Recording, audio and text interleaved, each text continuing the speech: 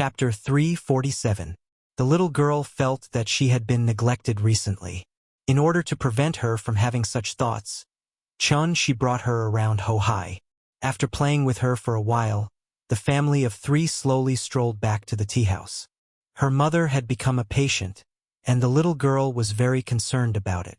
So when she returned to the tea house, she didn't even have time to say hello to the brothers before she ran into the bar. She raised her head and asked Xiao Yuan to pour her a cup of hot water. The little girl eagerly brought the hot water to Qin Ruoying. No matter what, she wanted Qin Ruoying to take the medicine first. Qin Ruoying had never been to the hospital, so how could she have any medicine on her? So she could only tell the little girl that it didn't matter and that she would be fine after a few days of rest. But the little girl didn't listen to anything she said, because in the little girl's mind, she must take medicine when she was sick. Only by taking medicine can she be cured. This was also the idea that Aunt Zhang had instilled in her since she was young. It was to prevent her from being unwilling to take medicine when she was sick in the future. He didn't expect that after leaving Aunt Zhang for so long, the little girl could still remember this.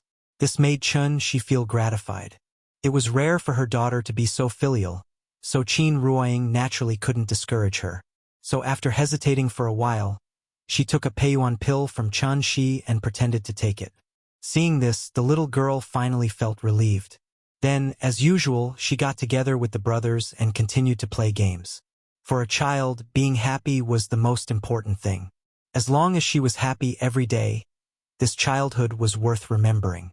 Time flew by, and it was almost summer vacation.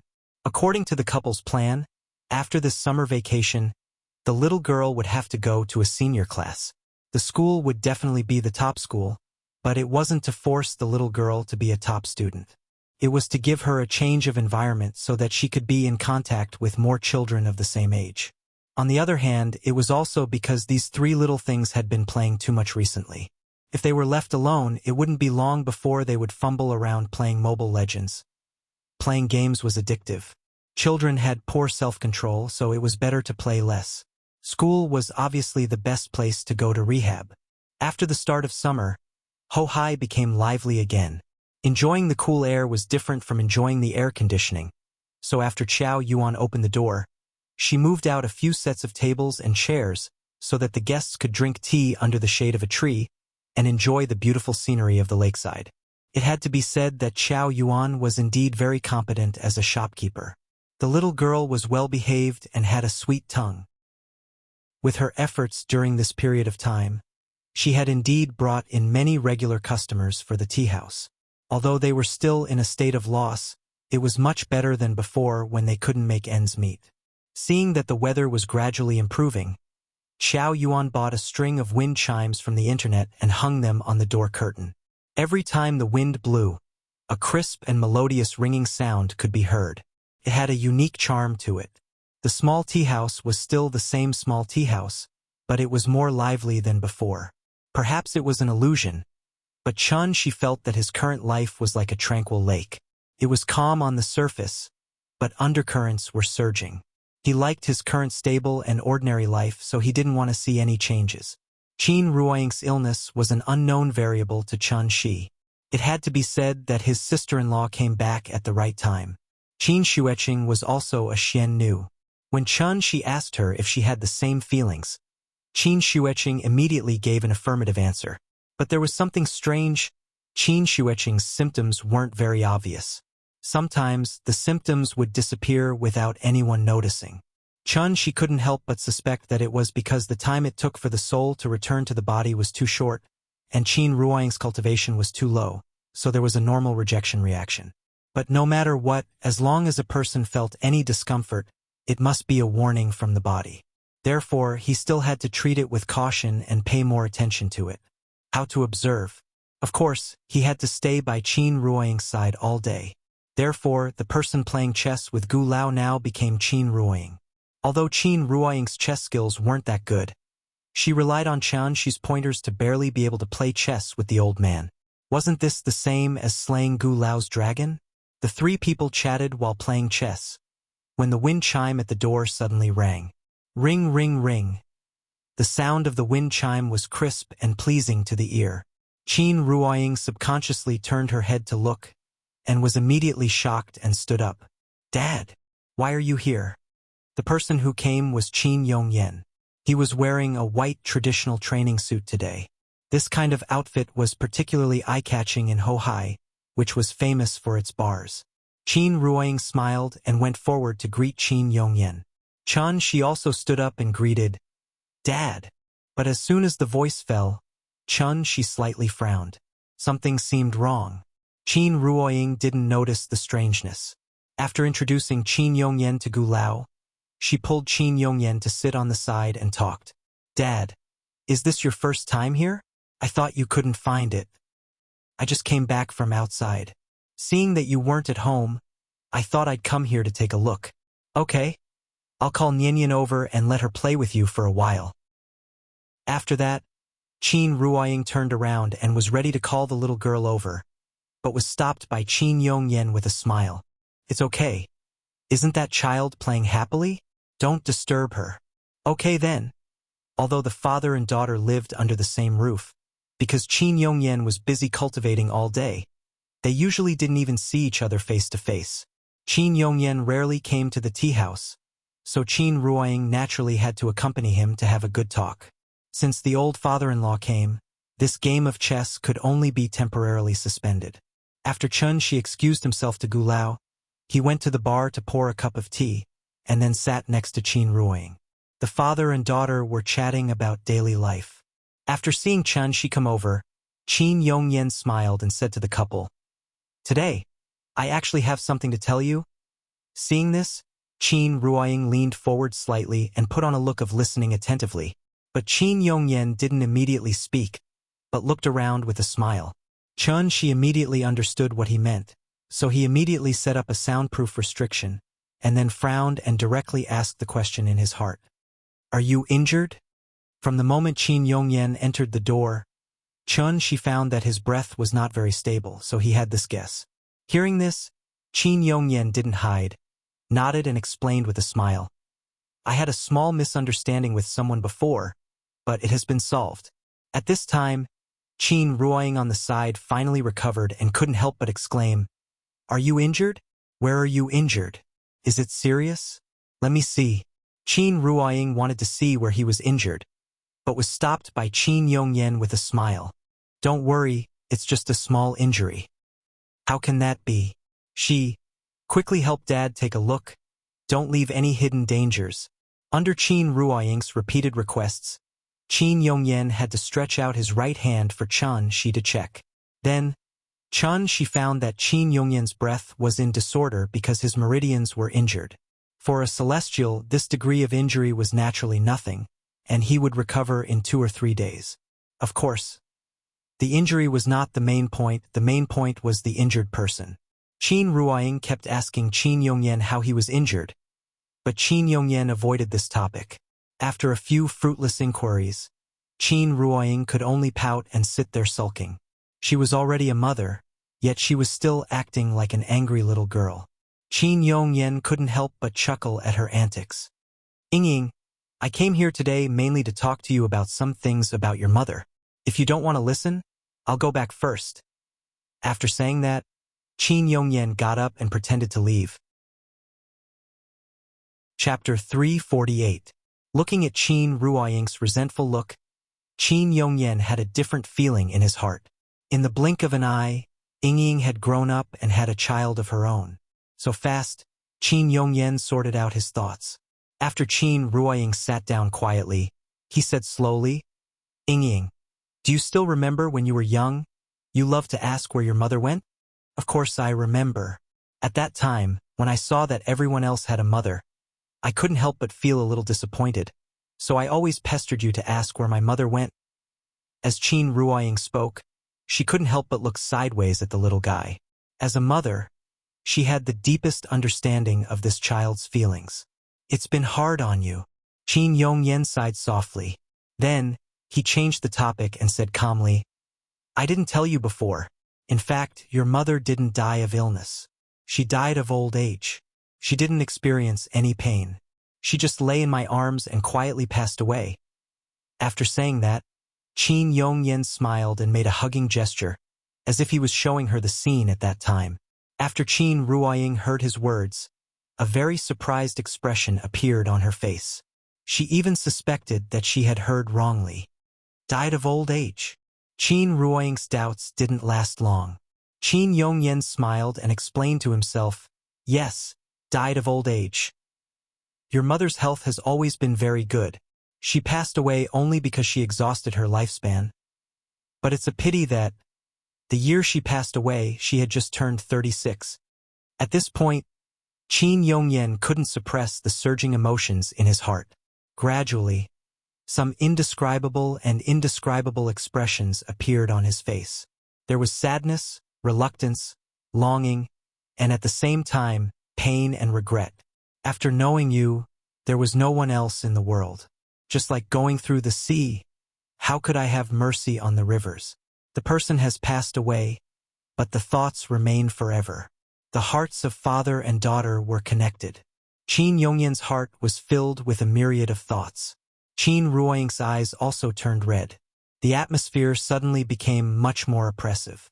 Seeing this, she gently held Qin Ruoying's hand. Then, he asked thoughtfully, she exhausted her lifespan at 36 years old. Is there any secret behind this? Hearing this, Qin Yongyan immediately nodded and replied, I came to you today for this matter. Actually, Yingying's mother? She used to be Xian Nu. After hearing the two words, Xian Nu's eyes. Obviously, she didn't like this name. She noticed Qin Ruoying's strange behavior and gently squeezed her palm, indicating for her to relax and listen to Qin Yongyan first. Xian Nu's status in the village is very high. No matter what wish she has, everyone will try their best to fulfill it. And the reason why they receive such preferential treatment is mainly because most Xian Nu won't live past 40, so this is actually a form of compensation in disguise. After hearing Qin Yongyan's words, Qin Ruoying's face instantly turned ugly. She was already mentally prepared for this. He already knew a little about Siming Xian Nu's problem from Bai Hong. Fortunately, he had already found Yingying's earth soul, so she shouldn't be like her mother, who had already passed away when she was still young. However, although her earth soul was found, Qin Ruoying still had symptoms of dizziness recently. This made Shi very anxious. After all, Bai Hong's knowledge was limited, so he couldn't be sure if Qin Ruoying still had any hidden dangers. Qin Yongyan suddenly mentioned Xian Nu, so he must know something. Therefore, Shi immediately asked, is there any solution? Hearing this, Qin Yongyan shook his head and couldn't help but sigh. I don't know either. Xian Nu of All Saints Valley has a short lifespan since ancient times. Everyone is already used to this. No solution? Not really? Seeing Shi's anxious expression, Qin Yongyan couldn't help but feel happy for his daughter. With such a husband, what more could a woman ask for? However, now wasn't the time to talk about this. So after a slight pause, he continued, Xian Nu of All Saints Valley has a short lifespan, but there's a place where Xian Nu is an exception. What place? Daiyu Island. Then, Qin Yongyan told Shi all the information he knew. Siming Xian Nu came from the land of legacy. In this world, there was more than one land of legacy. Floating Mist Mountain, Daiyu Island, All Saints Valley, Misty Pavilion, and the Wind Listening and Rain Observing Building. This mountain, island, valley, palace, and building were the 5 great land of legacy left behind by the ancient cultivators. Most of the cultivation legacies circulating in the world now came from these 5 places. Among them, Floating Mist Mountain had disappeared for a long time, and it was hard to find any trace of it. The Misty Pavilion and the Wind Listening and Rain Observing Building still existed, but there had been internal strife in these 2 places, which led to the loss of their legacies. They might not be able to provide any effective help. Therefore, the only place with the most complete legacies was Daiyu Island, which had always been closed to the outside world. In fact, these things weren't much of a secret. Anyone above the peak strength stage would know something about it. Perhaps only hidden experts like Shi, who would rather deal with aunties in the wet market than communicate with cultivators, knew nothing about these things. Of course, the legacies of Daiyu Island weren't the main point. The main point was, their Xiannu had a long lifespan. This was definitely not a coincidence. There must be a way to prevent Xiannu's lifespan from being shortened in Daiyu Island. East Sea Immortal Mountain, Daiyu Island? Chun-Shi repeated this sentence, then suddenly thought of something. After looking at Qin Yongyan thoughtfully, he asked, "You went to Daiyu Island the day before yesterday, right?" But without waiting for Qin Yongyan to reply, Chun-Shi continued, minding her own business. "In other words, the injuries on your body are related to the people on this island?" Qin Yongyan naturally knew what Chun-Shi meant. However, Qin Yongyan didn't intend to take revenge, so he just shook his head with a smile and didn't respond. "Okay, I understand." Speaking of this, Chun-Shi suddenly turned to look at the little girl beside him, then waved at her. The little girl was quite sensible. As soon as she saw her grandfather, she directly threw the phone to the two brothers and ran over eagerly. "Grandpa, you're here." After the little girl sat in Qin Yongyan's arms for a while, Chun-Shi smiled and said to her, "Nianyan, Mom and Dad are going on a long trip. Do you want to go with us? If you don't want to go, you can stay at home and accompany me. What do you think?" Hearing this, the little girl jumped up from Qin Yongyan's arms as if she had been electrocuted. Then, she shouted at the top of her lungs, "I want to go. I'll go wherever you go. Don't leave me behind." As she spoke, the little girl felt so wronged that she was about to cry. Seeing this, Chun-Shi could only reach out and pinch her little face, then smiled and comforted her. Okay, we won't leave you behind. How could Mom and Dad bear to leave you behind? If you want to go, we'll definitely take you there." After hearing Chun-Shi's words, the little girl's mood suddenly turned for the better. She couldn't help but smile and say, "Then where are we going?" Chapter 349. For a celestial being, it was naturally not difficult to ride the wind and enter the sea. Because the little fellow had to go with them, Chun-Shi did not choose to fly directly to Daiyu. Instead, he took the little fellow to Zhonghai by plane and borrowed a yacht from Ningzhonggua, treating it as a sea trip. A yacht self-driving tour. This made the little fellow very happy. Once she got on the yacht, she chattered non-stop. This yacht was the one Ningzhonggua used to entertain their family of 3 last time. It had 3 floors in total, and the decorations and configuration were extremely luxurious. Naturally, there was no need to bring any attendants with them on a self-driving tour, so Chun-Shi dismissed the staff on the yacht. As a result, there were only the 3 of them on this huge yacht. The sea breeze curled in spirals, and the sparkling waves sparkled. No matter how bright the sun was, it did not have the slightest taste of summer heat. The little fellow knelt on the observation deck on the top floor of the yacht, her small body constantly twisting with the sway of the yacht. She chewed on the fruit Chun-Shi had peeled for her while looking at the distant skyline. Her little face was about to bloom with joy. Suddenly, the little fellow seemed to have thought of something. She suddenly jumped into Qin Ruoying's arms, and then said very coquettishly, "Mama, the next time we go out to play, can we bring Wen and Mingming along? They really want to come out with me to play." Hearing this, Qin Ruoying rubbed her head and responded with a smile, "Sure, the next time we go out, I'll persuade Grandpa. If he agrees, we'll bring Wen and Mingming along. Okay?" "Okay." The little fellow laughed excitedly, her eyes full of excitement and anticipation. However, this excitement soon disappeared. When the city's skyline gradually disappeared from the sea, there was only the boundless sea and the boundless sky left. It was difficult to even see a bird. The blue sea and white clouds. On the boundless sea, there was only one yacht moving forward alone. This was a very beautiful scene, but how could a 5-year-old child know how to appreciate it? Therefore, after the excitement passed, the little guy began to feel a little bored and lay on the sofa motionless. When the last trace of patience was worn out and it raised its head to see the boundless sea, the little thing immediately flipped out. "Not fun at all. Not fun at all. I want to go back." Looking at her aggrieved face, those who didn't know better would think that she had been tricked by her parents. Chun-Shi, who was preparing lunch in the kitchen, heard her shout, So he quickly put down what he was doing and quickly walked to the balcony. It would have been fine if Chun-Shi hadn't come, but now that he had, the little thing immediately pouted and looked like it was about to burst into tears at any moment. Seeing this, Chun-Shi could only stride forward and pick up the little thing from the sofa. Then, he patiently asked, "Nian, weren't you quite happy just now? Why are you suddenly angry?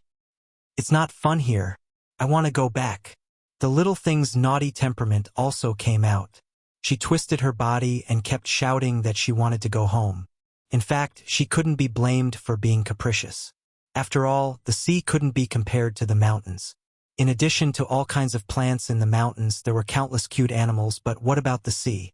Other than the sea, there was only the sea. The sea was magnificent, but at the same time it was also lonely.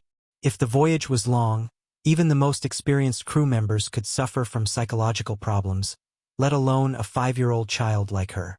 Chun-Shi roughly calculated the coordinates given by Qin Yongyan. In fact, the journey wasn't too far. At the current sailing speed, they would probably reach Diyu Island in the evening. Although it was only a 5 to 6 hour voyage, there was no internet or cartoons on the ship. Even if she played with her phone, without the company of the two brothers, the little thing would find it boring to play alone. Therefore, Chun-Shi pondered for a while and once again took out his trump card. Magic tricks. Nian, how about this? Daddy will show you a magic trick. I guarantee that you'll find it fun. Hearing this, the little thing, who was noisy just now, suddenly quieted down. She looked at Chun-Shi eagerly. Needless to say, her little eyes were full of anticipation. Couldn't be helped. After all, Chun-Shi's magic trick was already deeply ingrained in her heart. As long as the word magic trick was mentioned, it would instantly attract the little thing's full attention. Nian, watch carefully. Chun-Shi pretended to smile mysteriously. After pinching the little thing's nose with his hand, he gently waved his arm toward the sea. The wind was gentle and the sun was bright. The blue sea was as soft as silk. When the breeze hit, there would be a slight ripple on the surface of the sea. It was unknown what method Chun-Shi used, but the moment he waved his hand, the originally calm sea suddenly stirred up waves. After noticing the change in the sea, the little thing subconsciously opened her eyes wide. However, before she could regain her senses, countless fish suddenly jumped from the bottom of the sea. Like the legendary fish leaping over the Dragon Gate, countless fish continuously jumped high from the sea. After drawing a beautiful semicircle in the air, they fell heavily into the water. The little thing opened her eyes wide, trying to see the fish's appearance clearly. However, she found that the fish were red, yellow, blue, and purple. The fish kept jumping from the sea, their colorful fish scales shining brightly under the sunlight. At first glance, it was as if a rainbow bridge had been built on the surface of the sea. Because there were too many fish, they kept jumping out of the sea and then fell back into the sea. As a result, there was a splash sound on the surface of the sea. It was as if it was raining, and the sound did not stop. For a moment, the whole world seemed to be lively again. The little thing was stunned. She opened her little mouth for a long time but was unable to say a word. Chun-Shi was very satisfied with her reaction, so he gently patted her and asked with a smile, "How is it? Do you like this magic trick?" "I like it. Then take a look here." As he spoke, Chun-Shi pointed below the yacht. The little thing stretched her neck and looked down. Only then did she find that there were suddenly many white and fat figures beside the yacht. Dolphins! It's dolphins! The little thing was excited. As a regular in children's picture books, dolphins were like stars in the eyes of the little thing, so she recognized them at a glance. The dolphins in the sea seemed to have heard her voice, so they immediately raised their heads and nodded at her. "Papa, they're saying hello to me." The little thing had never seen such a scene before. She immediately waved at the dolphins excitedly. The intelligence of dolphins was very high. The intelligence of an adult dolphin was even equivalent to that of a 6 or 7-year-old child. Chapter 350. Go up to the 9 heavens to catch the moon, go down to the 5 seas to catch turtles. The sea was lonely because people couldn't see the bustling world below. The fish built a rainbow bridge, and the dolphins nodded at her. Although the trick was simple, it allowed the little girl to see a different sea, and it also calmed her restless heart. Finally, a bright smile appeared on the little girl's face again. She stood on the side of the boat, facing the sun. Her little face was rosy, like a ripe apple, looking especially sweet and attractive. When the breeze blew the waves, the crashing sound of the waves was like the most pleasant accompaniment in the world, accompanying the boat as it gradually sailed into the distance. While Chun-Shi's family of 3 was busy playing with the dolphins, the distant Diyu Island was also particularly lively. Today was the Jiang clan's Memorial Day. The Jiang clansmen on each island had to come to the main island and line up according to seniority at the foot of Qixia Peak. Under the leadership of the Arbiter of Fate Xiannu, they followed the clan leader to worship their ancestors. After many years of reproduction and recuperation, the Jiang clan was thriving, regardless of whether it was the main branch or the side branches. If the main island was compared to a county, then the remaining 16 small islands were the towns and villages under the jurisdiction of the county. Today, the Jiang clansmen gathered on the main island of Diyu Island, as if all the people of the county had come to the county. From the dock to the top of Qixia Peak, it was densely packed with people. Qixia Peak wasn't high, and a bluestone road led from the top of the mountain to the nearest dock. Those who could stand on the bluestone road were the direct descendants of the Jiang clan, or the senior members of the side branches. And it was precisely because there were too many people that even the beach that would be flooded from time to time was filled with youthful juniors.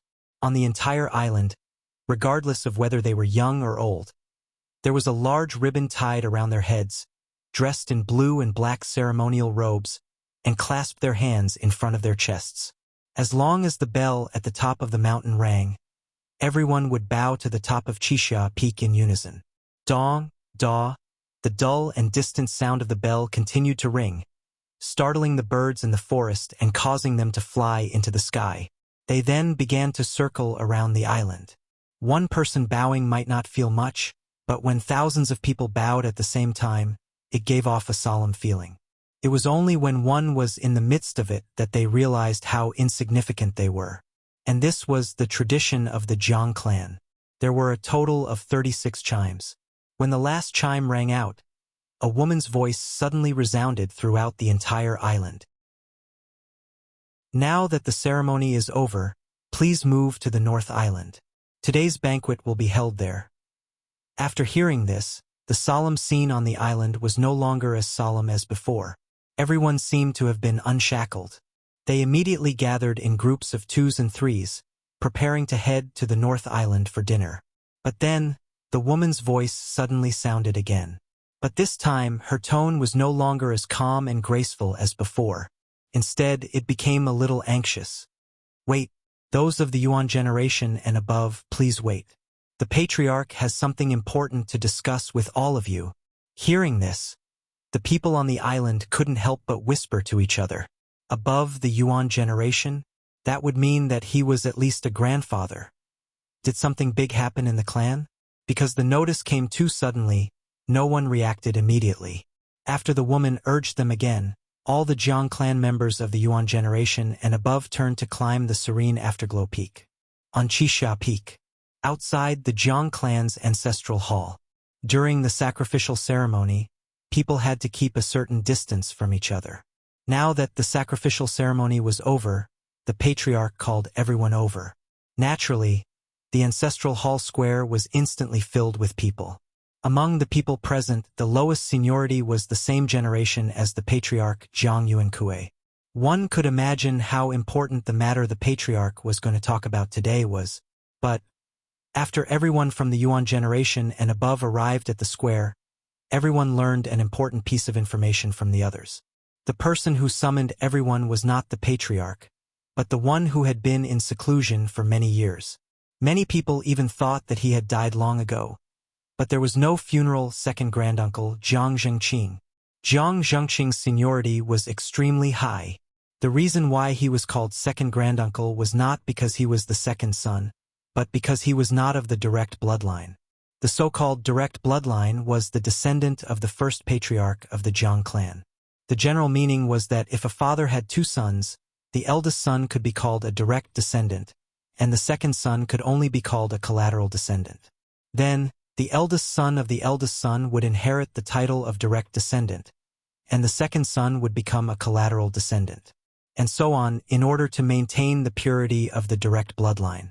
This kind of thinking might be difficult to understand with the thinking of modern people, but for a large clan like the Jiang clan, preserving the direct bloodline was the most important thing in the clan.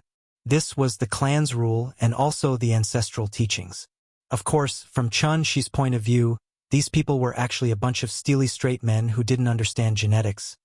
More and more people gathered in the square. Everyone was discussing in low voices, one after another, so much so that the square was about to become a vegetable market. At this time, a woman who looked to be about 40 years old, but still had her charm intact, quickly walked out of the ancestral hall. The woman looked at the noisy crowd and immediately frowned. Silence! The woman only slightly opened her mouth, but her voice was like a thunderclap, instantly causing everyone's ears to buzz. Where is this place? How can you all be allowed to make a racket here? The woman looked around with a cold face, and wherever her gaze landed, everyone lowered their heads and listened obediently. For a moment, the whole place was so quiet that even a pin drop could be heard. Seeing that no one was talking, the woman stood on the steps outside the ancestral hall, as if she was about to announce something. But just as she opened her mouth, before she could make a sound, a white figure suddenly descended from the sky and landed directly beside the huge bronze cauldron in the square. The woman instinctively wanted to scold that person, but when she saw the person's appearance, she immediately bowed and said, "Greetings to second granduncle." Hearing this, everyone looked sideways. Then, they followed the woman's example, turned around and bowed respectfully to that person, and shouted in unison, "Greetings to second granduncle." This scene was very similar to an ancient emperor going to court. After everyone finished speaking, the second granduncle, who was the center of attention, smiled and said, "Everyone, get up. I'm not the clan leader, so why are you so respectful?"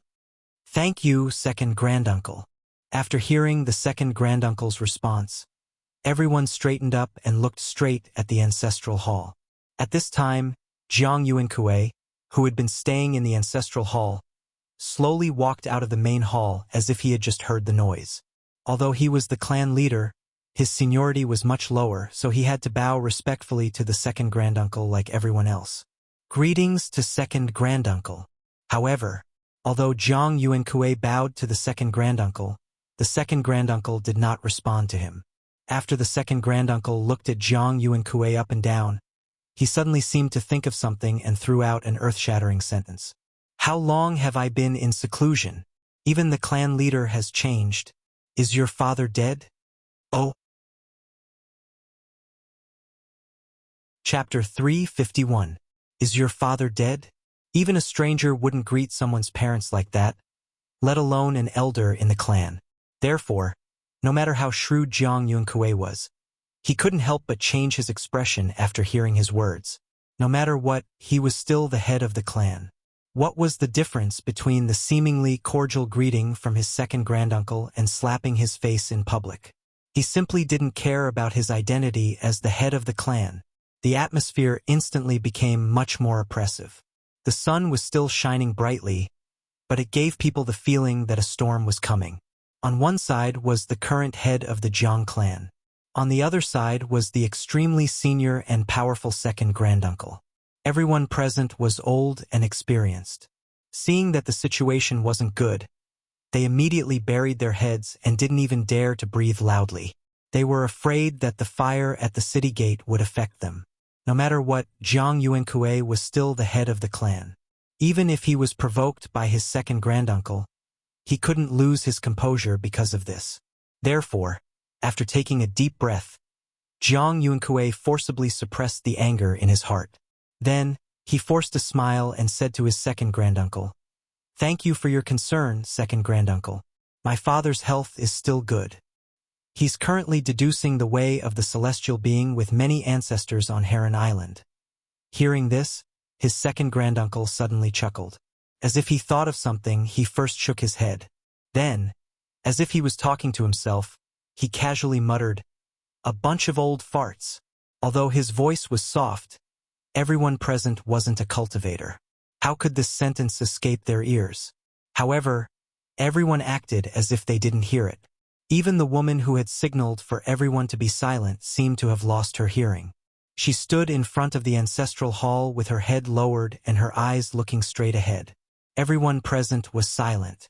Zhang Yuankui frowned and remained silent for a while. Finally, he raised his head and said in a slightly cold tone, "Second granduncle, you've just come out of seclusion and you're already in a hurry to call the clan meeting. May I ask if there's something you want to discuss with everyone?" As he spoke, Zhang Yuankui deliberately emphasized the word old. It was probably to remind his second granduncle that he was the one who should die of old age the most on Daiyu Island. In fact, Zhang Zhengqing, who was respectfully called second granduncle, was not old at all. Judging from his appearance, he didn't look like an old man at all. He looked like a young man in his early 30s who could almost be considered a youth. Over 200 years had passed, yet the old fellow had actually relied on his extraordinary cultivation to allow him to return to his youth, and he was like a sick tree that had come back to life and revealed extremely exuberant vitality once more. How could this not cause others to arouse reverence towards him? When Earth's heaven and Earth's spirit chi was so scarce, the Zhang clan's collateral branch still gave birth to such a stunning figure. It had to be said that this was the Zhang clan's fortune. However, at the same time, this was also the tragedy of the Zhang clan's direct descendants. The direct descendants of the Zhang family had the best resources on Daiyu Island, but none of them were comparable to the second granduncle.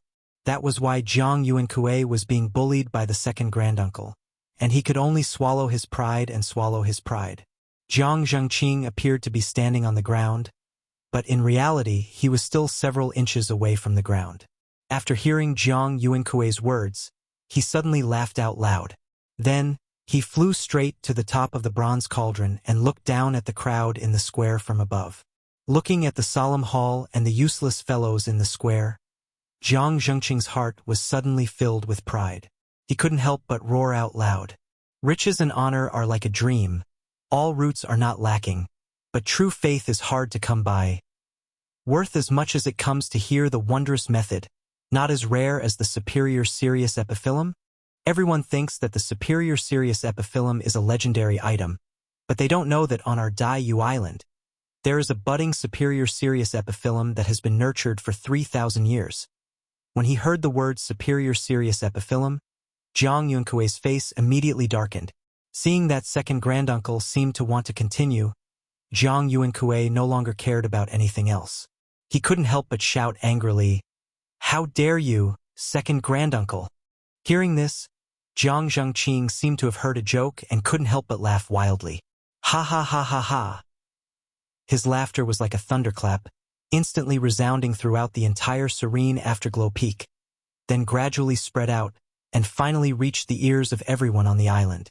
Everyone was preparing to go to the North Island to eat when they suddenly heard such laughter, so they quickly turned back to look at serene afterglow peak. Many of the bolder ones even dashed madly towards serene afterglow peak. They had already made up their minds that even if they would be punished by the discipline hall, they would still go up the mountain today to watch the show. Zhang Zhengqing laughed for a long time. While he was laughing, he was also releasing an invisible pressure to the surroundings. Those with lower cultivation bases in the crowd couldn't bear this pressure and directly knelt on the ground. Even Zhang Yuankui was forced to release his true qi to try to resist this pressure. Zhang Zhengqing's laughter came to an abrupt end. After sweeping his gaze over the crowd, Zhang Zhengqing finally set his gaze on Zhang Yuankui. Then, he slowly opened his mouth and said, "When the old ancestor left, he planted this Adumbra flower and left behind a prophecy. This flower belongs to the destined person. 3,000 years have passed, and this superior serious epiphyllum has also welcomed its time to bloom. Then this old man would like to ask, who is the destined person for this superior serious epiphyllum? Is it you? Is it you? Or is it you?" As he spoke, Jiang Zhengqing stretched out his hand and pointed at the Jiang clan members below. When they saw this, the few people he pointed at immediately knelt on the ground and said with flattering expressions, "Second granduncle is now the most powerful person in the Jiang clan, so you must be the destined person for this superior serious epiphyllum." That's right. The Jiang clan has been passed down for more than 3,000 years, and coincidentally, second granduncle was born. So this superior serious epiphyllum finally welcomed its flowering. I believe second granduncle is the destined person for this flower. This flower is blessed by the ancestor and blessed by the heavens. Jiang Yuankue stood in front of the ancestral hall's doors and watched as these people echoed Jiang Zhengqing's words. His expression was as ugly as it could be. The superior serious epiphyllum was a rare treasure left behind by the Jiang clan's ancestors, and there was only one of it in the world. Although he had already expected second granduncle to be interested in this superior serious epiphyllum, he did not expect second granduncle to be so direct. He did not even have the slightest intention of hiding it. He was just short of directly going to Heron Island and plucking this flower. He was extremely arrogant. While Jiang Yuankue was furious, a yacht passed through Dai Yu Island's mountain guarding array without any hindrance and headed straight for the main island. Chun Shi stood at the bow of the yacht, and after looking up at serene afterglow peak in the distance, the corners of his mouth suddenly curled into a faint smile. Chapter 352. The sunset glow was always extremely beautiful. At the end of the sea, a huge kumquat like setting sun stood above the horizon of the evening. A thin mist held up the perfectly round reddish gold. Looking from afar, there was only this shining golden will left at the intersection of the sea and the sky. As the golden will continued to fall, the orange-red sky was gradually dyed with some indigo, blurring Daiyu Island's figure in the sunset glow. This scene was extremely similar to the beautiful artistic conception described by Jui in the Song of the Mu River. The setting sun spreads out on the water, half of the river is red, and the other half is red. Unfortunately, although the setting sun was beautiful, it always gave people a feeling of loneliness. Perhaps it was because she had been on the boat for too long. The little girl was curled up on the sofa and fiddling with her phone in boredom. When Qin Ruoying brought a peeled apple to her mouth, she opened her mouth lazily and slowly took a bite. Looking at the cute way her little mouth puffed up, coupled with her salted fish-like expression, this little thing was just short of hanging a sign around her neck with the words, "Nothing to live for" written on it. Suddenly, the little thing seemed to have heard something. She sat up from the sofa and leaned against the railing, stretching her neck to look around. Whoa! Looking at the Daiyu Islands that suddenly appeared in front of her, the little thing's eyes suddenly widened. Mama! Look! An island! There's an island here! The island that suddenly appeared was like a power bank, instantly charging the little thing who had been on standby for a long time. Mama! I want to go there to play! As she spoke, the little thing couldn't wait to jump off the sofa and step up the stairs to leave the balcony. Seeing this, Qin Ruoying could only put down the fruit in her hand and follow her to the bow deck. Chun Shi was looking at the top of Qixia Peak thoughtfully. Seeing this, the little thing timidly crept toward him. This little thing was mischievous. It wanted to scare Qin Shi, but it didn't expect that its little trick had already been seen through by Qin Shi. Therefore, when she came behind Qin Shi and was about to open her mouth to make a sound, Qin Shi reached her first and lifted her up from the ground. Nian Nian, you've got guts. You even dare to come and scare Daddy? Qin Shi held her in his arms and shook her a few times, but it was as if he had poked the little thing's laughing acupoint. Immediately, she let out a series of giggles. After the father and daughter played around for a while, the little fellow leaned on Qin Shi's shoulder, pointed to Daiyu Island, and said coquettishly, "Papa, can we go up and play? Of course, when the boat docks, Daddy will take you up to have some fun." After hearing Qin Shi's affirmative answer, the little fellow excitedly gestured for Qin Shi to put her down. Then, she ran to the railing and looked at Daiyu Island in front of her. But as she looked, she realized that there was something wrong with this place, because there were people on the island and there were many of them. These people stood on the shore and kept pointing at the boat. As the boat approached, the surrounding scenery and the expressions on the people's faces became clearer. The little fellow was not used to the feeling of being the center of attention. When she realized that everyone was looking at her, she quickly jumped back into Chunxi's arms and shrunk her head, unwilling to show herself. Looking at the boat slowly docked at the dock of the main island, the Jiang clansmen present were very surprised, because many of the Jiang clansmen had never seen a boat before. When they suddenly saw such a gorgeous boat, they couldn't help but surround it and start whispering to each other. It was not that there were no foreign boats on Daiyu Island, but they were still very few. So, many of the Jiang clansmen had only heard about it, but had never seen it with their own eyes. This boat, it was indeed very beautiful. Today was the Jiang clan's ceremony, so most of the Jiang clansmen had come to the main island. Because this was the first time they saw a living outsider, they naturally felt like they were watching a giant panda. Outsider? How rare. After securing the boat's anchor, Chunxi carried the little fellow in one arm and held Qin Ruoying in the other. Just like that, they slowly disembarked from the boat under everyone's gaze. The little fellow was afraid of strangers, so she buried her head in Chunxi's shoulder and peeked her head out from time to look around. Her cowering expression made her look like a frightened ostrich. After all, this was someone else's territory. So Chunxi stood at the dock and waited for a while. Then, a man who looked to be in his 30s quickly walked up to them. The man saw that Chunxi's family of 3 did not look like bad people, so he could not figure out Chunxi's background. After all, there was a large array around Daiyu Island, so outsiders could not find the location of Daiyu Island. Since these 3 people could enter the island, they must have been invited by the people on the island. Out of this consideration, the man's tone carried some politeness. He asked politely, "Today is the day of our Jiang clan ceremony. May I ask why Sir has come to the island?" Hearing that, Chunxi also replied politely, "I was invited by the clan leader to attend the banquet today. Please lead the way, sir." Invited by the clan leader? After hearing Chunxi's reply, the man could not help but be stunned for a moment. He really did not know what to do. He was not in charge of reception in the first place. The reason why he came to ask was because the Yuan generation and above had all gone to Qixia Peak. There were not many people in the port who were older than him. A clan meeting was being held on Qixia Peak, but this person in front of him said that he was invited by the clan leader to attend the meeting. Thinking of this, the man could not help but look troubled. Seeing this, Chunxi added with a serious expression, "I was invited by the clan leader to attend the meeting. The clan leader must have his reasons for choosing today. If Sir doesn't know much about this, please lead the way and let me meet the clan leader first." Chunxi's words were methodical, but in fact, he didn't even know the name of the Jiang clan leader, so how could he have received an invitation from the clan leader?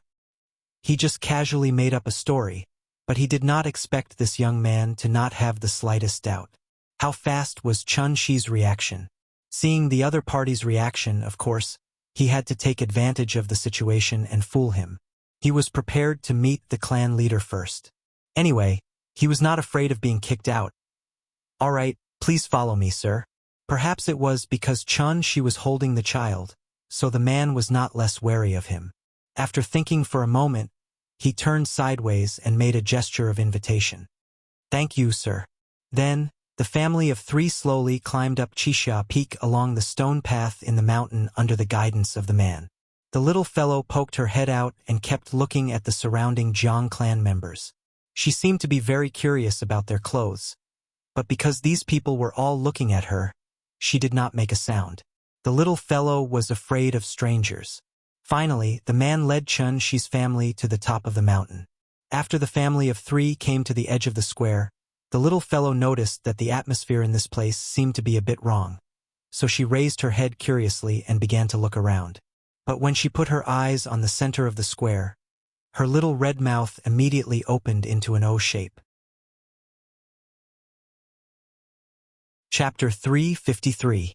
That person was flying in the sky. The crisp and melodious child's voice also carried a kind of surprise and curiosity. But the moment this sentence sounded, it was no less than throwing a grenade in everyone's ears.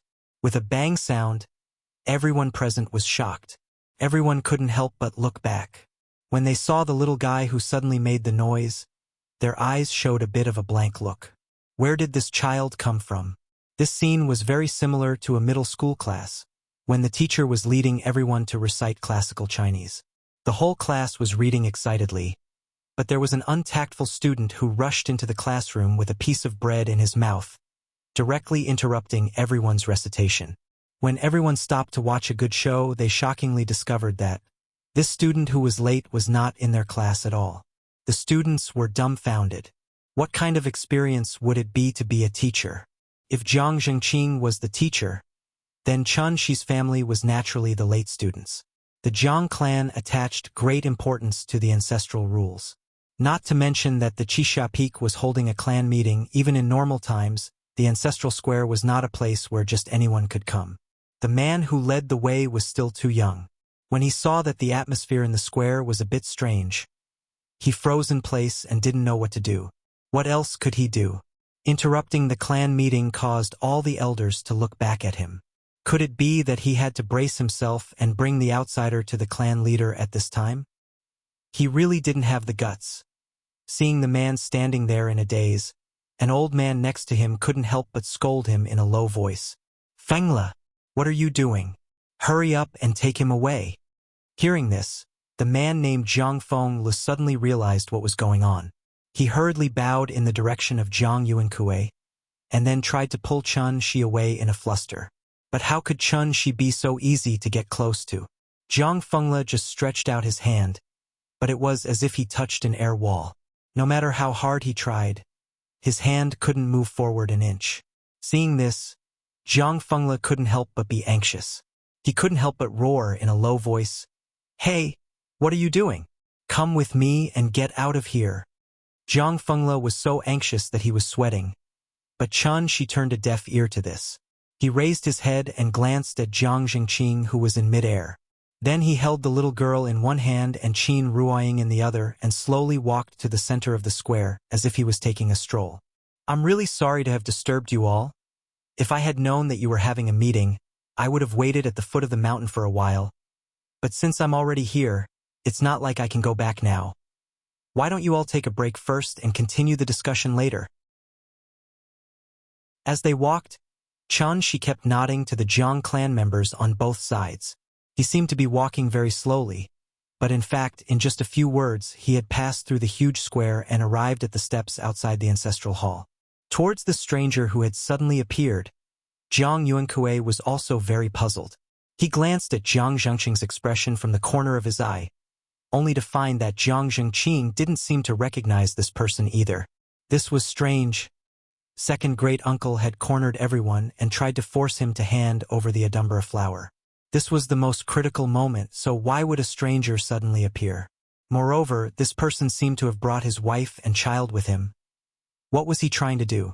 Zhang Yuankue frowned and didn't say anything. The whole place was silent. Even Zhang Zhengqing, who was in the sky, couldn't help but look down at Chun Shi. Under such a situation where everyone was watching, the little girl in Chun Shi's arms suddenly made a sound. They saw that she was leaning on Chun Shi's shoulder and looking up at Zhang Zhengqing for a while. In the end, she couldn't help but ask in a low voice, "Papa, why can he fly?" Her voice was very soft, but it reached everyone's ears without missing a word. "That uncle is fixing the electric pole. In fact, he has a rope hanging on his back. Because it's too far away, you can't see the rope, so you think he's flying." "Oh, I know. Because it's too far away, the things I see are very, very small. So small that I can't see them."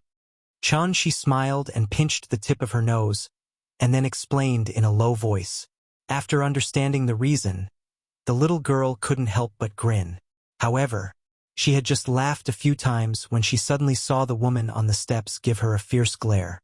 There was undisguised disgust and disgust in the woman's eyes. The little girl, who had never been glared at like this, was a little scared on the spot.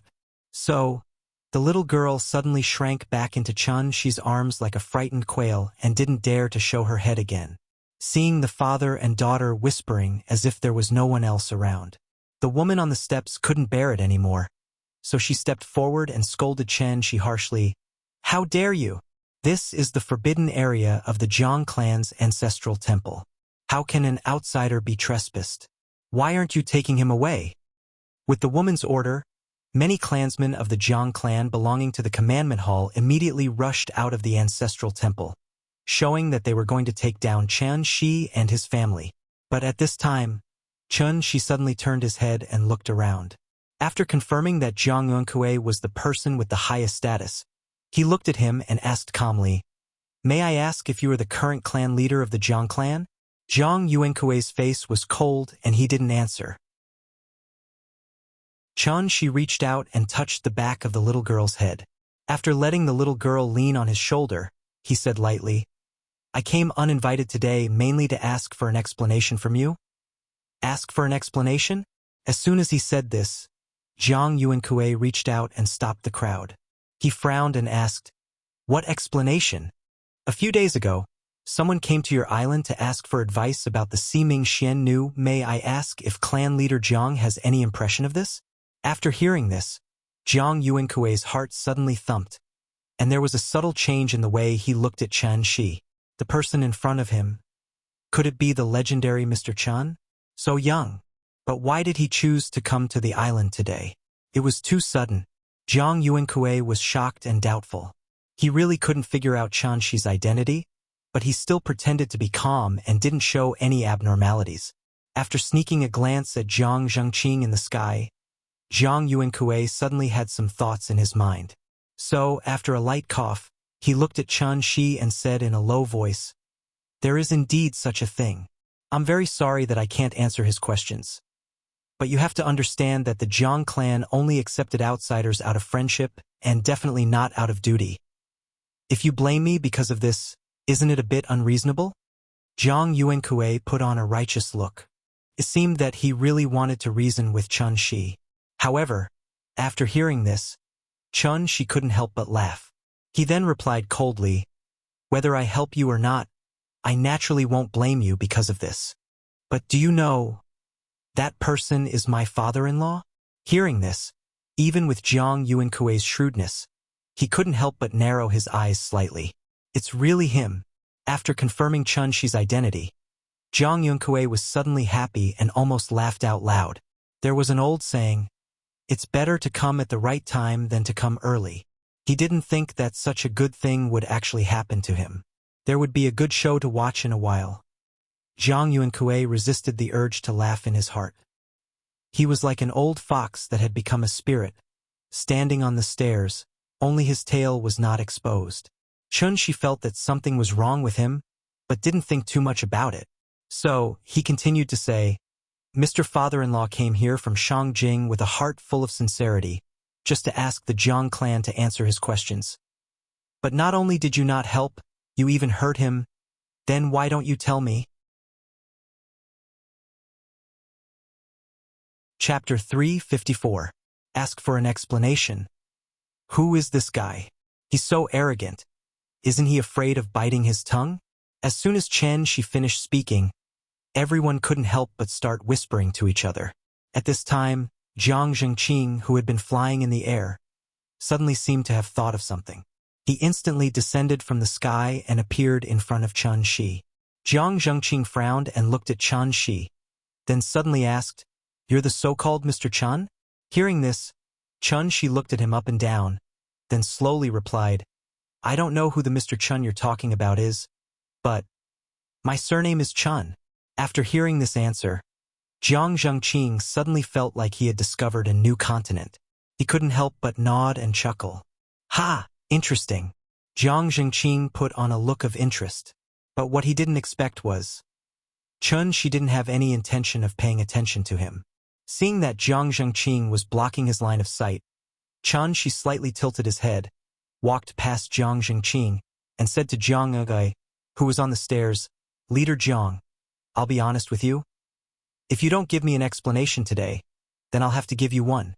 His tone sounded very casual, like he was chatting with a friend. There was no aggression in his tone. However, the meaning behind his words was a little aggressive, and there was a feeling of being unforgiving when he was in the right. But, as the leader of the Jiang family, Jiang Yuankui didn't immediately respond after being questioned by Chun Shi in such a rude manner. This was because he knew that with his second granduncle's arrogant personality, he would definitely jump out to take the blame. As expected, the result was just as Jiang Yuankui expected. As soon as Chen Shi finished speaking, Jiang Zhengqing, who was already annoyed at being ignored, immediately snorted and said coldly, "Humph! I want to know, what kind of explanation are you going to give me?" After hearing this, Chen Shi finally saw Jiang Zhengqing. After slowly shifting his gaze from Jiang Yuankui to Jiang Zhengqing, Chen Shi frowned and said, "It's you." Hearing this, Jiang Zhengqing laughed out loud as if he had heard a joke. Even though Daiyu Island is isolated, it's very well informed. Mr. Chen rose like a comet. In just a year, his reputation has spread throughout Wuxia and even the entire cultivation world. A few days ago, Mr. Chen cut down Su Feng of the Dark Ghost sect in front of countless people at the peak of Taihang. Such a miraculous skill, how is it different from the land immortals? There are rumors that Wu Lian even wanted to give the long-vacant chief seat to Mr. Chen, but he was rejected by Mr. Chen. At this point, Jiang Zhengqing looked at the little guy in Chen Shi's arms with a faint smile, then continued, "This old man has lived for hundreds of years, and this is the first time I've seen such an amazing person. Naturally, I can't help but yearn for it. Today, I've seen it for myself. This old man suddenly understands what it means by seeing is believing. I don't think anyone would believe that the famous Mr. Chen is actually a midwife who doesn't forget to carry his child wherever he goes. Ha ha ha ha ha." By the end of his sentence, Jiang Zhengqing was already out of breath from laughing, as if the words Mr. Chen were the biggest joke in the world. The term midwife had to be mentioned here. The midwife system was a special product of a matriarchal society. Not only did it exist in Wuxia, but even the Indians living in the Amazon River once had such a custom. The so-called midwife system was that during a woman's childbirth, a man would be on the side to simulate the wife's childbirth, and after the wife gave birth, he would replace the wife to go through confinement. The real pregnant woman had to go out to work after giving birth to the child, and she also had to take care of the husband who was in confinement. This was because, when human civilization was just born, women were the masters and men had to obey women. Later, as the status of men gradually increased, the entire social system began to change from a matriarchal society to a patriarchal society. Men wanted to replace women in everything, including the ability to give birth to children. That was why the midwife system was created. It was just to prove that men could do everything that women could do, and they could even do it better. From today's perspective, this kind of behavior was indeed absurd. But from a historical perspective, men trying to replace women to give birth to children was actually a symbol of the progress of human civilization. The replacement of the matriarchal system by the patriarchal system was a major advancement in the history of human civilization. In summary, Jiang Zhengqing was actually beating around the bush to humiliate Chen Shi. The Jiang family members present naturally understood Jiang Zhengqing's words. They did not have a good impression of this outsider who had suddenly appeared. Seeing that their second granduncle had expressed his opinion, of course, they had to agree with him and humiliate him as if they were looking at a monkey. Therefore, there was a burst of enthusiastic laughter in the square. Looking at their exaggerated expressions, it seemed that they were competing to see who could laugh louder. Jiang Yuankui stood on the steps and silently scanned the crowd. He did not laugh and he did not dare to laugh. In fact, Qin Yongyan was indeed injured by his second granduncle. But if he had not played a trick, how would Jiang Zhengqing, who had just come out of seclusion, know that Mr. Chen's father-in-law had come to Daiyu Island? As the head of the family, Jiang Yuankui's cultivation was far inferior to Jiang Zhengqing's. But in other aspects, even 10 Jiang Zhengqings could not compare to 1 Jiang Yuankui. Jiang Zhengqing had used the Jiang family's secret method to survive for hundreds of years. It was only recently that he found a glimmer of hope due to the revival of spirit qi. To this amazingly talented second granduncle, a cultivator like Mr. Chen who had appeared out of nowhere was nothing. The old man had been silent for a long time and needed to use a heavy drum to announce his name to the outside world. As for Mr. Chen, it was obviously a heavy drum of excellent quality. As long as this drum was beaten, Jiang Zhengqing's name would be known throughout the cultivation world from then on. His name would be known throughout the world like thunder. Although the timing of Chun Shi's appearance was somewhat unexpected, everything was still within Jiang Zhengqing's control.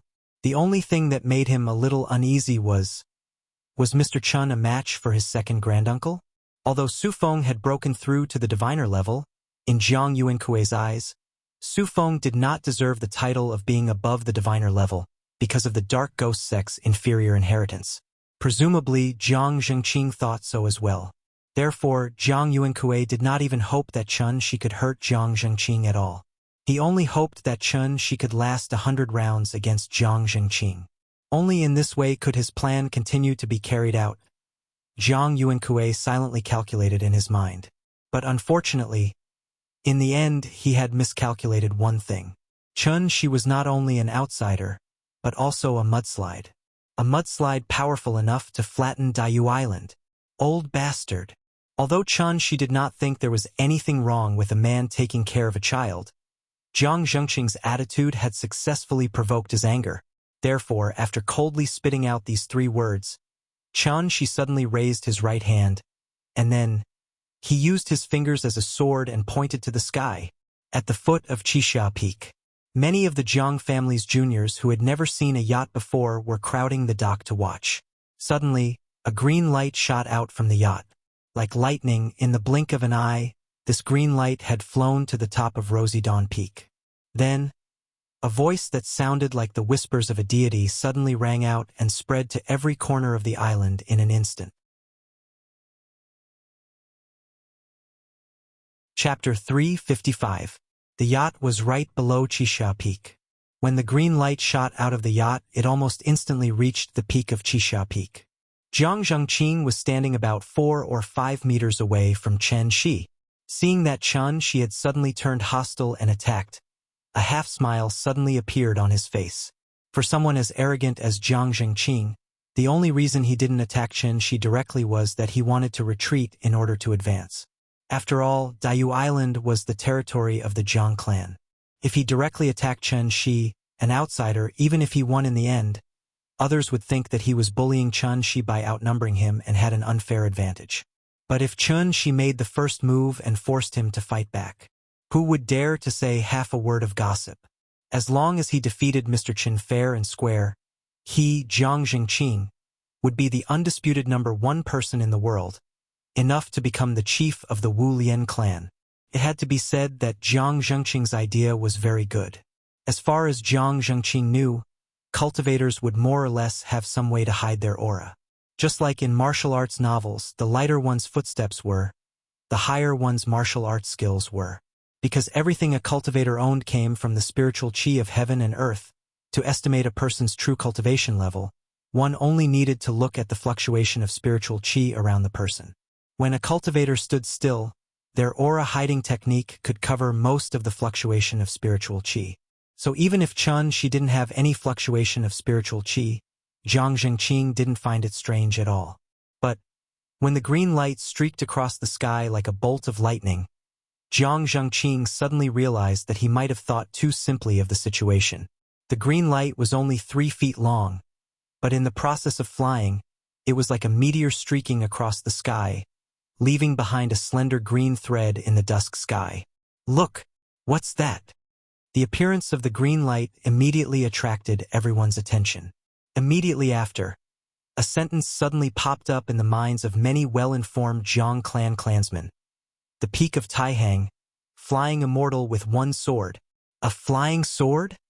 This man is really Mr. Chun. Before the crowd had time to be surprised, the green light was like a bolt of lightning, striking down on Jiang Zhengqing, who was in the middle of the square. In the process of chopping down, an extremely surging wave of spirit qi suddenly erupted from the green light. Then, with the green light as the tip of the cone, a cone-shaped aura field visible to the naked eye instantly formed.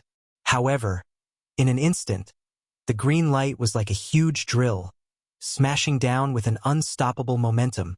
After feeling the huge amount of energy contained in the green light, Jiang Zhengqing's expression couldn't help but change slightly. He no longer looked as arrogant as before. He had really been careless this time. Seeing the ferocious green light, Jiang Zhengqing could only quickly raise his arms in an attempt to block the sword. Therefore, just as the green light was about to hit Jiang Zhengqing, a dazzling golden light immediately appeared around him. The 6 trigram lines calming mind, embracing the Yuan and guarding one. From afar, Jiang Zhengqing looked like he was trapped in a golden egg. As for the green light, it was like a high-speed rotating drill bit that directly crashed into the shell of the egg. Bang! As soon as the two came into contact, an extremely dazzling light lit up the top of Qixia Peak. The light was so bright that it almost lit up half of the sky. The collision of the moves set off an intense turbulence, so much so that a cyclone of energy suddenly appeared in the middle of the square. The cyclone spun wildly, and the strong traction force shattered everything around it. It uprooted the square's floor and the surrounding trees, and then lifted them all into the sky. Facing such a powerful wave of energy, even Jiang Yuankui had no choice but to quickly retreat into the ancestral hall, not to mention the other Jiang clansmen present. Among them, the weaker ones were almost instantly lifted into the sky by this cyclone, and then heavily smashed to the foot of the mountain. If it weren't for the protection of the Jiang clan's ancestral hall, it would probably be turned into ruins in this storm. Finally, the storm gradually subsided. Although it was still a scene of flying sand and rolling stones, and the sky was dark, some things could still be vaguely seen. Jiang Yuankui hid in the ancestral hall. At this moment, there was only one thought left in his mind. It's over. Just from the momentum of this sword, Jiang Yuankui realized that he and Jiang Yuankui might have been wrong. This Mr. Chun in front of him was definitely not a soft persimmon, and it was even more impossible for him to become a stepping stone for the Jiang clan.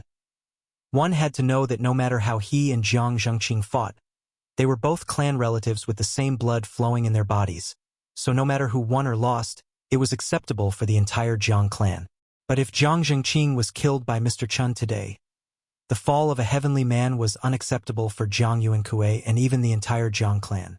Therefore, after coming back to his senses, Jiang Yuankui almost instantly rushed out of the ancestral hall and then shouted toward the square, "Stop! It's all a misunderstanding. Please stop, both of you. Let's talk nicely." Jiang Yuankui roared at the top of his lungs. He was really afraid that the two of them would really fight to the death. And if they really had to fight to the death, how would he end it then? However, when the energy dissipated and the dust settled, Jiang Yuankui suddenly realized Jiang Zhengqing was actually still flying around the square. As for that green light, it was like a cat playing with a mouse, hanging behind Jiang Zhengqing at a distance, and from time to time, it would stick to Jiang Zhengqing to scare him. What was going on? Jiang Yuankui was stunned by what was happening in front of him. The reality was not what he thought at all. How was this a lose-lose situation? Looking at the situation, it seemed that second granduncle was beaten up unilaterally. In fact, before Chun-Shi made his move, he had already set up a small illusion array around himself. So what the little fellow saw was different from what others saw. In the little fellow's eyes, the square was still the square, and the strange uncle was still the strange uncle. However, the strange uncle in front of her was like a swing, constantly floating around in the air. Seeing this, the little fellow could not help but ask in confusion, "Papa, what is that uncle doing? Oh, look!" That uncle violated the rules when he was fixing the electric pole, causing the rope at one end to loosen, so he can't maintain his balance in the air, and can only swing around in the air. Nyen, don't think that this is fun. Think about it. This is such a high place. What if he accidentally falls? Would he be like Juzi and turn into a pile of mud? So, don't climb so high in the future, it's very dangerous, do you understand? As Chun-Shi controlled the green light to chase after Jiang Zhengqing, he did not forget to educate the little fellow. The little fellow originally thought that swinging in the air was very interesting, but after hearing Chun-Shi's vivid description, a nervous expression appeared on her little face. She quickly shook her head and muttered, "I know. I don't want to climb so high." "Good girl." Chun-Shi smiled and rubbed the little fellow's head, then looked at Jiang Yuankui. After looking Jiang Yuankue up and down, he suddenly laughed. Misunderstanding? Hearing this, Jiang Yuankue immediately nodded like he was pounding garlic, and hurriedly replied, Yes, yes, yes, Mr. Chun. This is all a misunderstanding. Please be magnanimous. All right, if you say it's a misunderstanding, then it's a misunderstanding. Before Jiang Yuankue could finish his sentence, Chun Shi directly interrupted him. However, right after that, Chun Shi looked thoughtfully at Jiang Zhengqing, who was being chased by the green light, and then suddenly asked, Leader Jiang, Daiyu Island is so remote. I wonder if you've seen a movie? Movie? What movie? Young and Dangerous. Ah! Jiang Yuankue was stunned for a moment, completely unable to understand what Chun Shi was talking about. Seeing his confused look, Chun Shi did not keep him in suspense and directly explained with a smile. There's a line in Young and Dangerous that I really like. You have to keep your word when you're out there. If I said that I'm going to kill your whole family, then I must kill your whole family. Since I said that I'm going to send him on his way, I naturally can't go back on my words. Don't you think so? As soon as he finished speaking.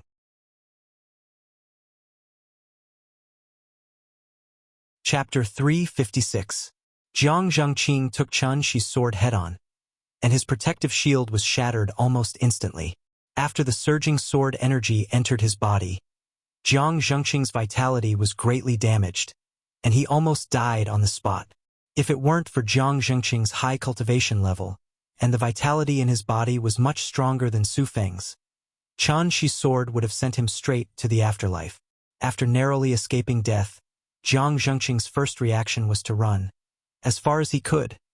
But that green light followed him closely like a maggot in a tarsal bone, and he couldn't shake it off no matter how hard he tried. His current wretched appearance perfectly reflected those 8 words. The peak of Taixing, flying immortal with one sword. In fact, from the moment the green light appeared, the 3 words Mr. Chen were destined to resound throughout the cultivation world of Wuxia. Unfortunately, there were always people who thought that seeing was believing and hearing was false. They had to witness it with their own eyes to truly understand what it meant by, when 3 people walk together, one is bound to learn from the other. Jiang Zhengqing was such an example. Although Mr. Chun cut down Su Feng at the peak of Taixing, Jiang Zhengqing would always think that Mr. Chun was no match for him if he hadn't fought him personally. After all, the blood of the Jiang clan flowed in his body, and he cultivated the most complete, immortal method. Su Feng was a higher diviner, after all. No matter how weak he was, he should have been able to last 3 to 5 rounds, right? But Su Feng couldn't even take one move from Mr. Chun. Jiang Zhengqing admitted that he couldn't do that, so he couldn't imagine that there was someone in this world who could defeat a higher diviner with one move. How was that possible? Was there something fishy going on? Maybe it was a trap set up by Su Feng and Mr. Chun, and their purpose was to elevate Mr. Chen's status so that the entire cultivation world of Wuxia would follow his lead, just like how the leaders of the martial arts world were elected in Wuxia novels. Therefore, when Jiang Zhengqing heard that Mr. Chen's father-in-law had come to Daiyu Island, he disregarded his status and injured Qin Yongyan. His purpose was to force Mr. Chun to show up and fight with him. To be honest, Jiang Zhengqing's thought process was somewhat similar. This girl can afford such an expensive bag. She must be a mistress. He was able to open his own company at such a young age. It's all thanks to his parents. He won at the starting line from the moment he was born.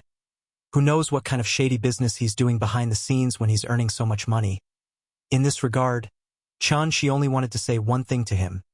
Is it that difficult to admit that others are better than you? This was a fundamental difference. Even though Chun Shi had only recovered 70% of his strength, there was still a huge gap between him and Jiang Zhengqing. The 2 of them could not be compared at all. Of course, this gap was actually the gap between Earth and Heavenly Spiral. It did not mean that Jiang Zhengqing was really useless. Therefore, even though Chun Shi's cultivation had long since surpassed the entire Earth, he would not be arrogant and condescending because of this. It was better to be humble as a person. However, since Jiang Zhengqing was determined to court death, Chun Shi naturally would not show mercy. Otherwise, how could he account to Yingying? His father-in-law was being bullied. As a son-in-law, he naturally had to stand up for him. Therefore, no matter how Jiang Yunkui tried to smooth things over, she turned a blind eye to it. Today, he was determined to kill Jiang Zhengqing on the spot. However, what she did not expect was, the moment the flying sword shot into Jiang Zhengqing's back, a burst of white light suddenly appeared on Jiang Zhengqing's body. At the same time, a deep and old voice suddenly sounded on the island. Since he is powerless to resist, I hope that Mr. Chun can be merciful on account of your wife and spare his life for the time being. After the old man's voice sounded, the bronze cauldron that had been standing in the middle of the square started to tremble slightly. Immediately after, a golden light suddenly shot out from the bronze cauldron. The light shot straight into the sky. It was as if a crack had been torn open in the dusky sky in an instant. Under the contrast of the golden light, one could even clearly see the rolling clouds in the sky. Seeing this, she could not help but frown as he looked at the bronze cauldron in the middle of the square. A faint sneer appeared on his face. The scene, it was really similar. After the golden light shot into the sky, a fluorescent golden barrier opened up like an umbrella, instantly enveloping the 17 small islands. The sky suddenly lit up, and the array was activated. For so many years, the Jiang clan had never truly activated the array. Now that it was suddenly activated, everyone was immediately scared out of their wits, so much so that the island was full of panicked shouts. Seeing that the other party had suddenly assumed such a posture, she gently handed the little fellow in his arms to Qin Ruoying, then waved his hand towards the sky. Then, the green light flew straight back to his hand as if it had a mind of its own. Since the other party wanted to fight, then he could only accompany them to the end. After all, it was not certain who was afraid of whom. You are the ones who are stirring up trouble, and you are also the ones who want to make peace. You dare to come to this broken place, and everything is up to you? Is there really such a good thing in the world? You can't really think? This broken array can stop me? After responding coldly to the sky, she held the long sword in his hand and turned to look at Jiang Zhengqing, who had just fallen from the sky and was now lying on the ground, panting heavily. Because of the protection of the array, the sword just now did not directly kill him. However, it did not matter. At most, he would just follow up with another strike. Thus, she raised his right hand and prepared to strike again. However, at this moment, the old man's voice rang out once more. The Jiang family has no intention of making you an enemy, so this array only has the effect of defense and does not have the ability to kill. This child, Zhengqing, has been arrogant since he was young. It is inevitable that he would look down on the heroes of the world. I hope that you will not lower yourself to his level. Sir, the name Yama's sorrow has been passed down for a long time. I'm sure you have some experience in refining medicine. Now that rare treasures are hard to find, there are many people who want to refine a spiritual medicine but cannot find the right ingredients. Recently, there happened to be a ginseng flower on Diyu Island that has reached 500 years of age. I thought of giving this flower to you as an apology to your father on behalf of Zhengqing. I hope that you will be magnanimous and forgive him this time. Ginseng flower? After hearing this, even she could not help but be stunned. A ginseng flower that had just reached 500 years of age. Ginseng flowers were very common in Heavenly Spiral, but the rare ones were those that were exactly 500 years old. A little is not enough, but a lot is more than enough. It was not too much, not too little. Who would have thought that Diyu Island would have such a rare treasure? Perhaps it was because he had not seen anything good in a long time. But she could not help but feel a little moved. However, after thinking about it, he still replied coldly, "Don't blame me for not showing mercy. If you want to blame someone, you can only blame yourself for being blind and hurting someone who should not have been hurt." After saying that, she continued to walk towards Jiang Zhengqing with his sword in hand. In reality, even if she had been injured, there was still room for negotiation for the sake of this ginseng flower. However, Jiang Zhengqing had injured Qin Yongyan. How could they continue the negotiation? There was no room for negotiation at all. Because Jiang Zhengqing's injuries were too severe, He was already in a semi-conscious state. He had no idea that death was slowly approaching him. Zhang Yuankui stood on the steps and was so anxious that he wanted to call the police, but he did not dare to stop him. He was really afraid that if Chunshi was unhappy, he would cut him down as well.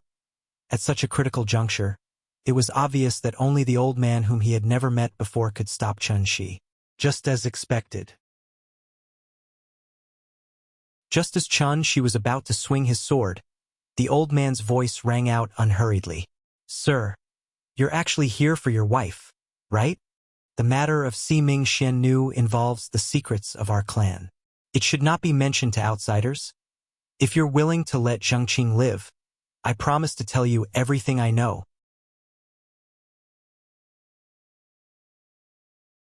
Chapter 357. What do you think? Although Daiyu Island was the Zhang clan's territory, the old man was very humble, as if he was really afraid of Chunshi. Seeing that the old man's attitude was so proper, Chunshi stopped and began to think after listening to his words. At that moment, Qin Ruoying suddenly called out to him. She. It was just a simple word, but Chunshi immediately understood what she meant. Ying was advising him to be lenient. After all, their family was not the Dragon of Kunshan, nor were they wolves, tigers, or leopards. Naturally, they would not let the Zhang clan go bankrupt because of this. It was about time. Of course, he had to listen to his wife. However, Chunshi already had a plan in mind, so he pretended to be hesitant. Chunshi did not say anything, so naturally, no one dared to say anything either. The dilapidated square was deathly silent. Zhang Yuankui looked at Chunshi nervously, feeling as if his heart was about to jump out of his throat.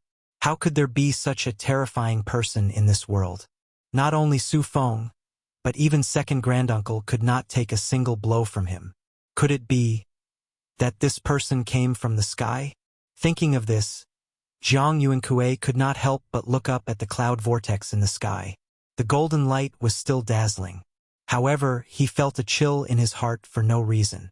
Could it be the prophecy left by the ancestor really came true one day? As people often say, sometimes it is not good to know too much. Being muddle-headed is the true meaning of life. Zhang Yuankui was clearly such an example. He looked at Chunshi's back, but his mind was filled with distracting thoughts. After an unknown period of time, Chunshi's voice brought Zhang Yuankui back to reality. All right, then I will let him live. I hope you don't disappoint me. After saying this, Chunshi suddenly waved his sleeve, and an invisible force swept up Zhang Zhengqing, then threw him directly to Zhang Yuankui. After Zhang Yuankui hurriedly caught Zhang Zhengqing, the old man's voice sounded again. That's great. Please move to Heron Island, Mr. Chun. Yuan Kue, lead the way for Mr. The so-called Egret Island was actually the smallest of the 17 islands. At the same time, it was also the Zhang clan's forbidden area. Ordinary people were not allowed to enter. Under Zhang Yuankui's guidance, Chunshi's family of 3 took a small boat to Heron Island. Apart from Zhang Yuankui, there was also the cold-faced woman from before. After Zhang Yuankui's introduction, Chunshi found out that this woman was actually the Zhang clan's Siming Xiannu, Zhang Yuanqing. Since Zhang Yuanqing was of the same generation as Zhang Yuankui, his age would naturally not be that young. Xiannu of the 10,000 Holy Valley would automatically step down from her position at the age of 30. Zhang Yuanqing, a middle-aged Xiannu woman, was able to sit firmly in the position of Xiannu's high priestess. Just this point alone was enough to show that the Zhang clan was indeed in possession of some secrets that were unknown to others. The boat quickly approached Heron Island. As soon as they got off the boat, the little fellow's attention was immediately attracted by a few red-crowned cranes. Papa, what's this? I think I've seen them before. As she spoke, the little fellow ran over eagerly. However, because these red-crowned cranes were too tall, she did not dare to get close. She could only stand timidly at the side, looking extremely cute. These are red-crowned cranes. You can also call them red-crowned cranes. There are only about 1,000 of them in the world. They're even rarer than pandas. Red-crowned cranes. I know. I've read about them in books. Perhaps it was because of the abundance of spirit energy on Daiyu Island. These red-crowned cranes were obviously somewhat human. Seeing the little fellow approaching, not only did they not leave, but they even took the initiative to stretch their necks over. Seeing this, the little fellow could not help but reach out to touch their feathers. She was overjoyed. This child was almost bored to death on the yacht. Now that she finally found a few red-crowned cranes to play with, she naturally had to let her have fun. Thus, she asked for the little fellow's opinion. After confirming that the little fellow wanted to play here for a while, he handed the long sword in his hand to Qin Ruoying. He then continued to follow Zhang Yuankue to the depths of Heron Island. As a forbidden area of the clan, Heron Island was like a paradise on earth. The paths in the forest crisscrossed, and it was truly charming. Birds chirped, and colorful butterflies danced. Under the illumination of the Great Formation's golden light, the island was even more like a celestial scene with rosy clouds and lingering smoke.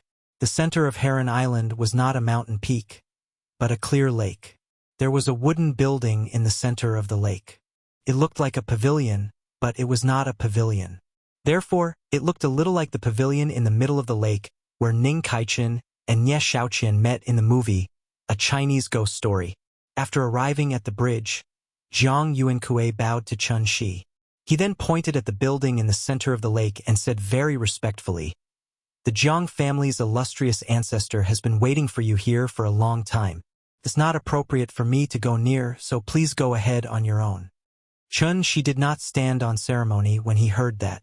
He slowly walked toward the pavilion in the middle of the lake. The pavilion in the middle of the lake only had a curtain for blocking. Chun Shi waited outside the pavilion for a while. Seeing that there seemed to be no movement in the pavilion, he directly opened the curtain and walked in. As soon as he entered the room, the first thing that came into view was a table. Chun Shi raised his head to take a look. His attention was attracted by an item placed on the table. There was a soul crystal on the table. Furthermore, this soul crystal was even larger than Chun Shi's soul crystal. A little interesting. Chun Shi smiled and shook his head. Then he sat down on the armchair. After taking a seat, he looked at the soul crystals on the table and slowly said, "I really didn't think that someone would be able to form a nascent soul under such harsh conditions. That's quite impressive. Sir, you flatter me." As soon as he finished speaking, the old man's voice suddenly rang out in the room. And the source of the voice, it was none other than the soul crystal on the counter. Chun Shi did not find this strange at all. Instead, he looked at the portrait on the table with interest. Then, he smiled and asked, "Is that you?" "That's me. You were quite handsome when you were young." Haha. The conversation came to an abrupt end. The room suddenly quieted down. It was so quiet that the sound of the wind outside could be heard. It seemed that no one wanted to speak again. In fact, since the first time Chun Shi saw this soul crystal, he understood why the old man always gave in to him. Diviners were only pseudo-cores. Only those who were above diviners could be called golden cores. So far, among all the people Chun Shi had met, except for Bai Hong's group who came down from the heavenly gate, this old man who hid Yuanying in the soul crystal in front of him had the highest cultivation. When the forest was big, there would naturally be all kinds of birds. So, the only thing that surprised Chun Shi was that this old man did not even have a body, but he still had to rely on the soul crystal to survive. How many years had he lived? 500 years? Or 1,000 years? In any case, he had lived longer than Chun Shi. Chapter 358. Looking at the soul crystal in front of him, Chun Shi could not help but put himself in the old man's shoes. If it had been him, he should not be living in this way. It was obvious that the old man could no longer be reborn, so he could only put his Yuanying in the soul crystal, and then rely on the soul crystal to barely maintain the state of his divine soul. Just like the remnant soul of the azure dragon in the Sundial Brilliance Temple. But what was the point of this? Without a body, the soul crystal was just a cage in disguise. If one could live for 10 or 20 more years, they might feel that they had profited, but if they really stayed in it for hundreds or even thousands of years, It was a little scary just thinking about it. One had to know that although the divine soul could perceive the outside world in the soul crystal, the feeling was completely different from that of ordinary people. It was probably somewhat similar to a sixth sense. For the old man, it was like being in a world of chaos that had not yet been opened.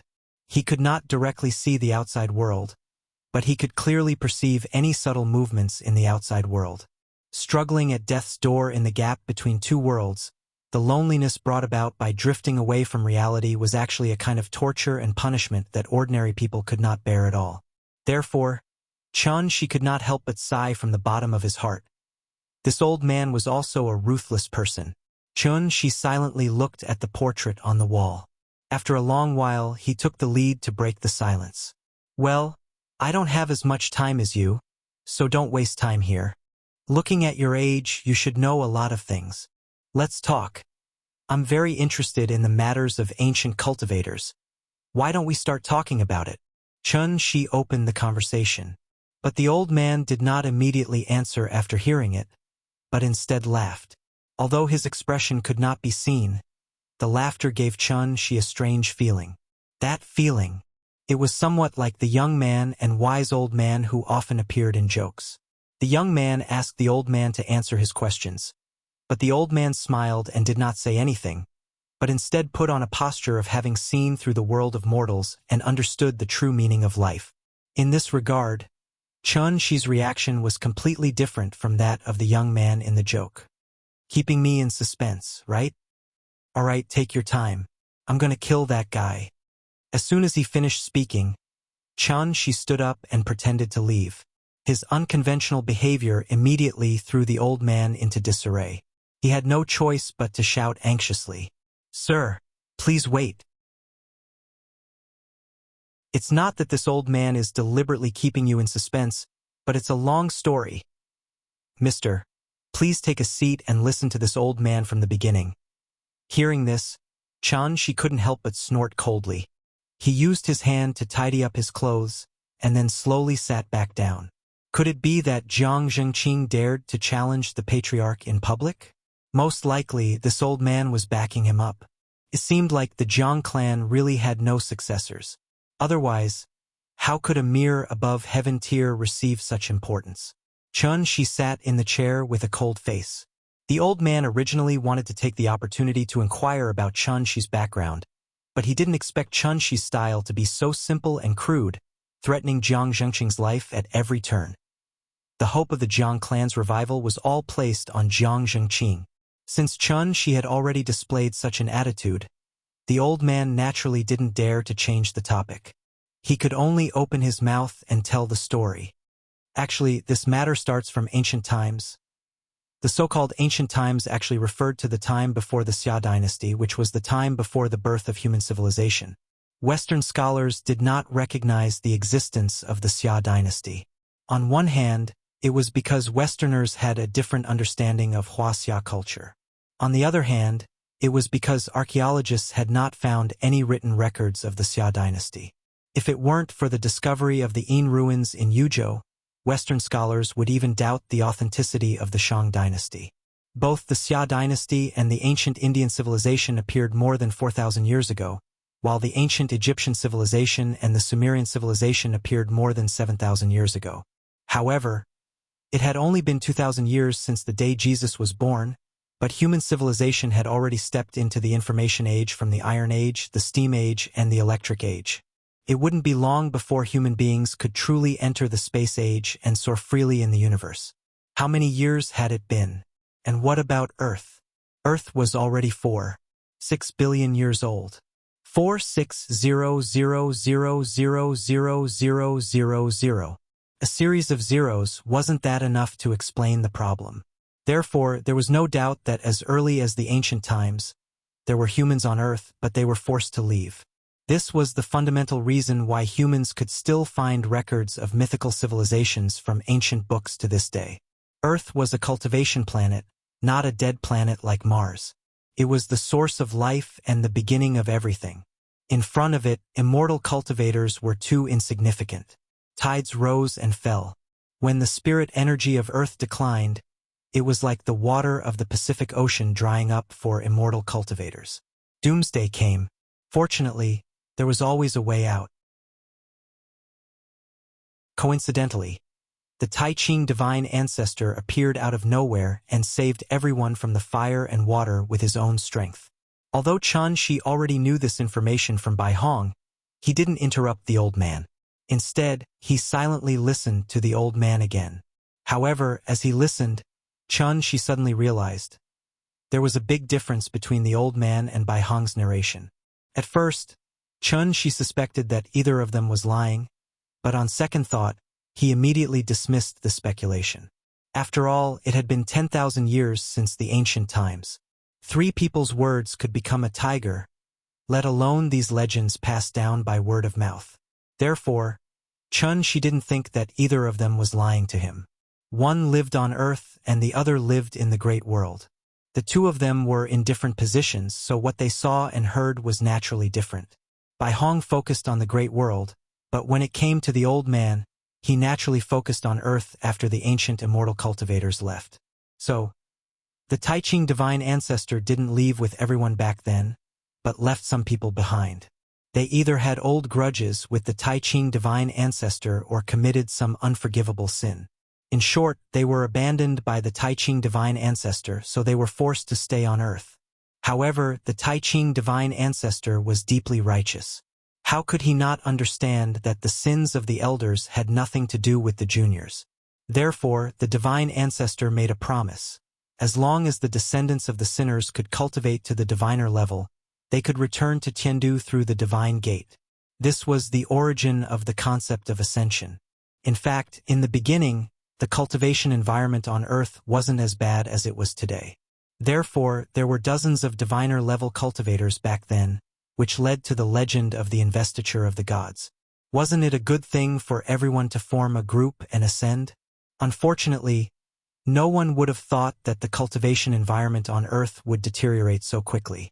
Starting from the Warring States period, the spiritual energy of heaven and earth began to decrease rapidly, so much so that the divine gate rarely appeared in 100 years.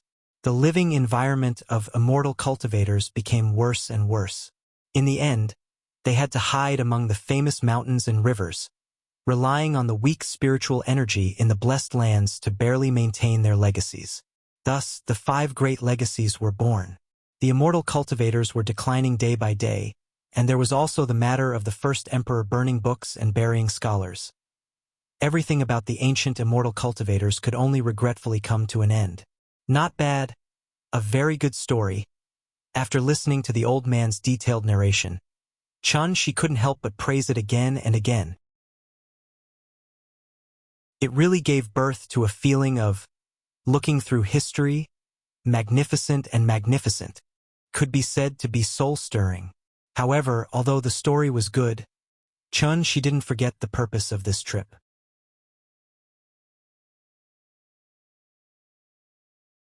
Chapter 359. Just as the old man had promised, as long as Chen Shi was willing to spare Jiang Zhengxing's life, he would tell Chen Shi everything he knew. Reality proved that the old man had no intention of deceiving Chen Shi. Perhaps it was out of fear, or perhaps it was because he wanted to form a good relationship with Chen Shi, but the old man told him everything he knew without hesitation. However, what Chen Shi did not expect was, when he mentioned the name Arbiter of Fate Xiannu, the old man suddenly fell silent. Chen Shi waited for a while. When he showed an obvious hint of impatience, the old man's voice slowly sounded from the soul crystal. Arbiter of Fate Xiannu? It has been more than 3,000 years since the Jiang clan stepped foot on Daiyu Island. You are not the first person to ask this question in these 3,000 years, and I believe you will not be the last. The reason why the Jiang clan's Xiannu has a longer lifespan than the Xiannu of the outside world is because there is no real arbiter of fate Xiannu in the Jiang clan. Chen Shi could not help but frown slightly when he heard that. There was no Xiannu? Then what about the woman who stood beside Jiang Yuankue and gave orders? Although Chen Shi did not say anything, the old man seemed to have sensed his thoughts and immediately added, Yuan Qing is indeed the current arbiter of fate Xiannu of the Jiang clan. She is responsible for presiding over the clan's sacrificial ceremonies, praying for blessings and other matters. However, Compared to your wife, her Xian is just a fake. As soon as he said this, Shi instantly understood what the old man meant. He had long known that the condition to become a Xian was to give up the earthly soul. He had originally thought that the Jiang clan had some secret method to extend the Xian's lifespan, but in the end, he realized that the so-called secret method was to prevent the Xian from giving up the earthly soul. Wasn't the old man talking nonsense with him and wasting his time? The old man's answer made Shi quite dissatisfied, but this was obviously not the time to flare up, so he could only frown and ask, I don't have time to talk nonsense with you. You have to answer me honestly. Xian is a fait accompli. Is there any way to cure her? At this point, Shi couldn't help but promise the old man, you should know how important this matter is to me. If you help me today, I promise. Even if I have to go through water and tread on fire in the future, I will definitely return this favor to you. I won't go back on my word. Shi, who never made promises easily, took the initiative to make a promise to the old man at this moment. It was easy to imagine how anxious he was. Although Qin Ruoying only had a slight headache, Shi felt as if he was facing a formidable enemy. In fact, in the end, he was just afraid. Afraid of losing. After all, he had already separated from Ying once. The husband and wife had gone through different kinds of suffering and torment to finally get to where they were today. The family of 3 had finally reunited and lived a happy life together. If Qin Ruoying was safe and sound, then it would be fine. But if something happened to her, she would never forgive himself. Absolutely not. Of course, these emotions were buried in the deepest part of his heart. Naturally, she couldn't easily reveal them. Therefore, after making his promise, he silently waited for the old man's answer. The room was very quiet.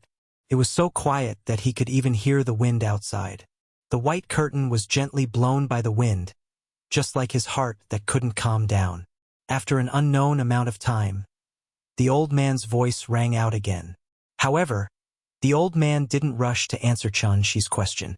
Instead, he changed the topic and asked coldly, I can answer your question, but before that, please answer this old man's 3 questions, okay?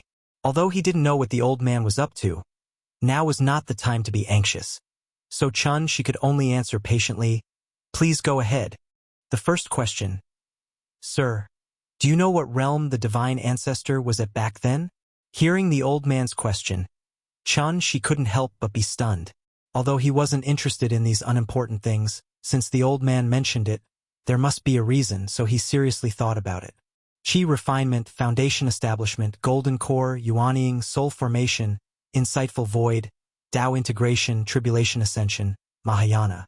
Since the divine ancestor was able to find a great world in the void, his cultivation must be at least above the insightful void realm, or even the legendary Tao integration realm. Such a powerful person was definitely a big shot in the heavenly jade world, comparable to the sect master of the divine sect. Thinking of this, even she couldn't help but yearn for it. Earth used to be. Perhaps it was more prosperous than he had imagined. While she was pondering, the old man didn't give him time to think at all, and directly continued to ask, the second question, 10,000 years ago, how many cultivators were there in the divine continent? This question really tested Shi. He wasn't an archaeologist, how would he know how many people there were at that time? But then the old man threw out a third question. The third question, Sir, how do you think the divine ancestor could bring all these people to the great world with his strength alone? At this point, if Shi still didn't understand what the old man meant, it could only mean that he was too stupid. Therefore, the moment the old man finished asking the third question, Shi suddenly stood up from his chair as if he had been electrocuted, and then couldn't help but exclaim, the arbiter of fate Xian? Yes, yes. Sir, you should also know that the arbiter of fate is the mandate of heaven. But how can we cultivators believe in the groundless heaven, the so-called heaven's will? It's the divine ancestor's order to bear the fate of all living beings. Bear the fate of all living beings? When he heard this, Shi's expression changed drastically. He could already guess what the old man wanted to say. Although the Tai Ching divine ancestor was omnipotent, he couldn't bring millions of ancient cultivators to the great world with his strength alone. Therefore, there had to be some secret behind this. And the key to the secret was clearly the arbiter of fate Xian Nu. As expected, the old man quickly confirmed Chun Shi's guess. The arbiter of fate Xian Nu, that's a nice title. But to put it bluntly, they're the living sacrifices chosen by the divine ancestor. Everyone says that the divine ancestor has the merit of saving the world, and with his omnipotent power, he turned the tide and saved the world. But they've forgotten the road to the great world.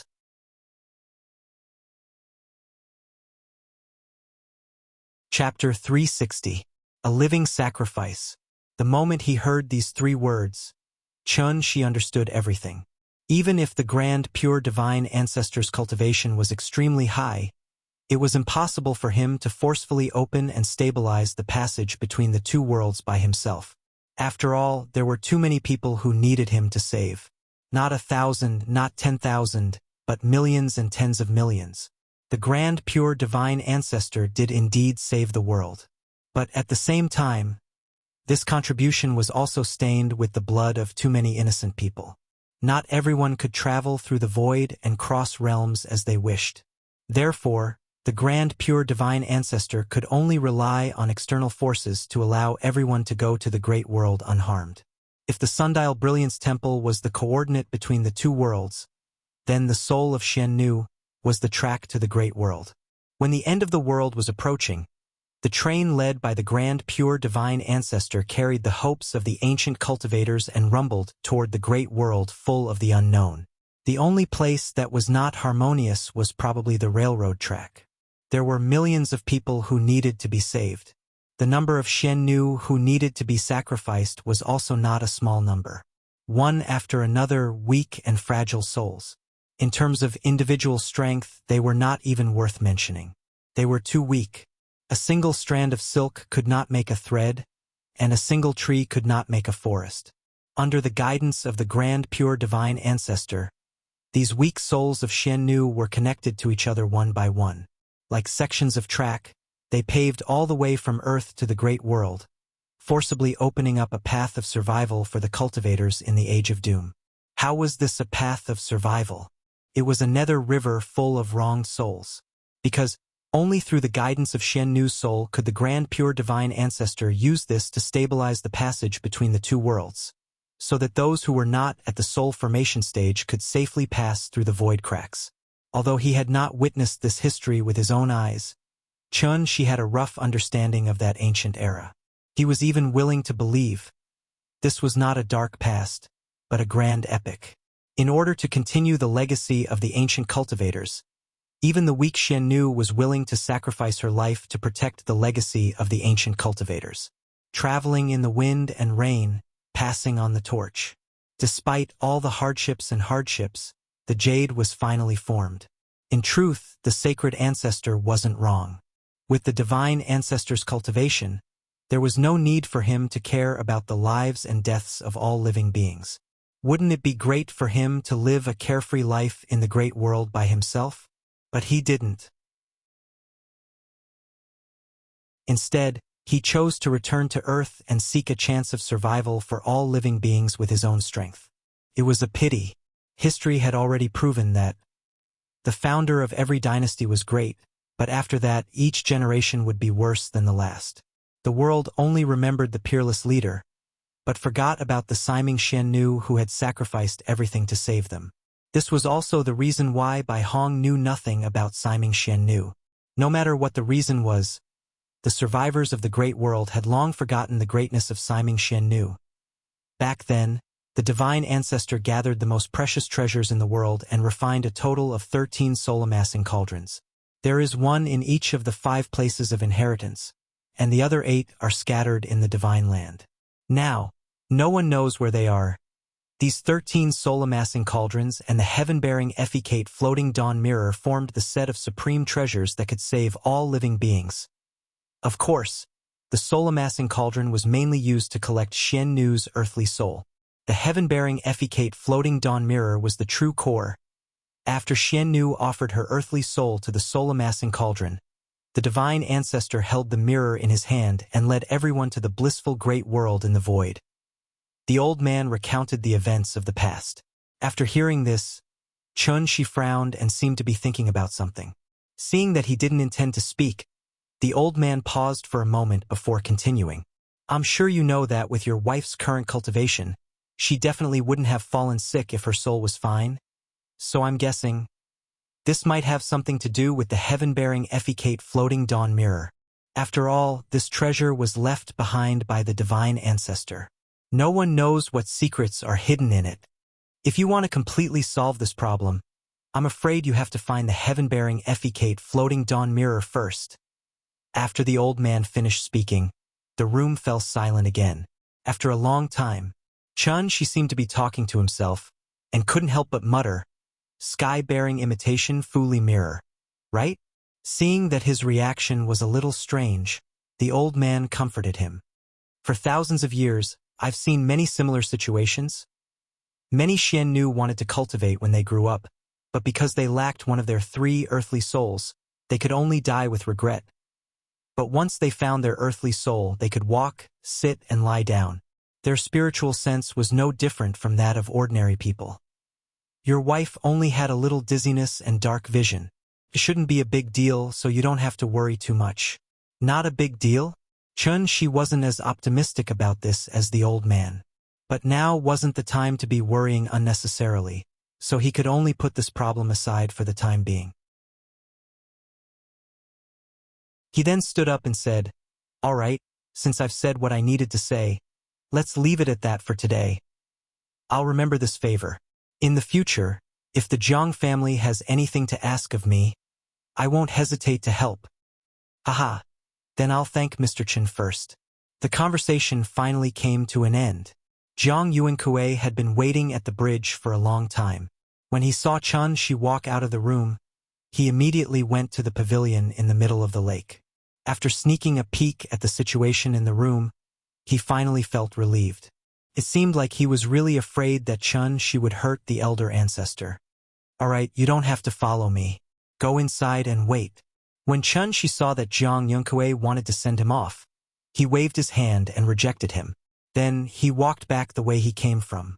When he returned to the shore, the little fellow was still playing with the red-crowned cranes in the pond.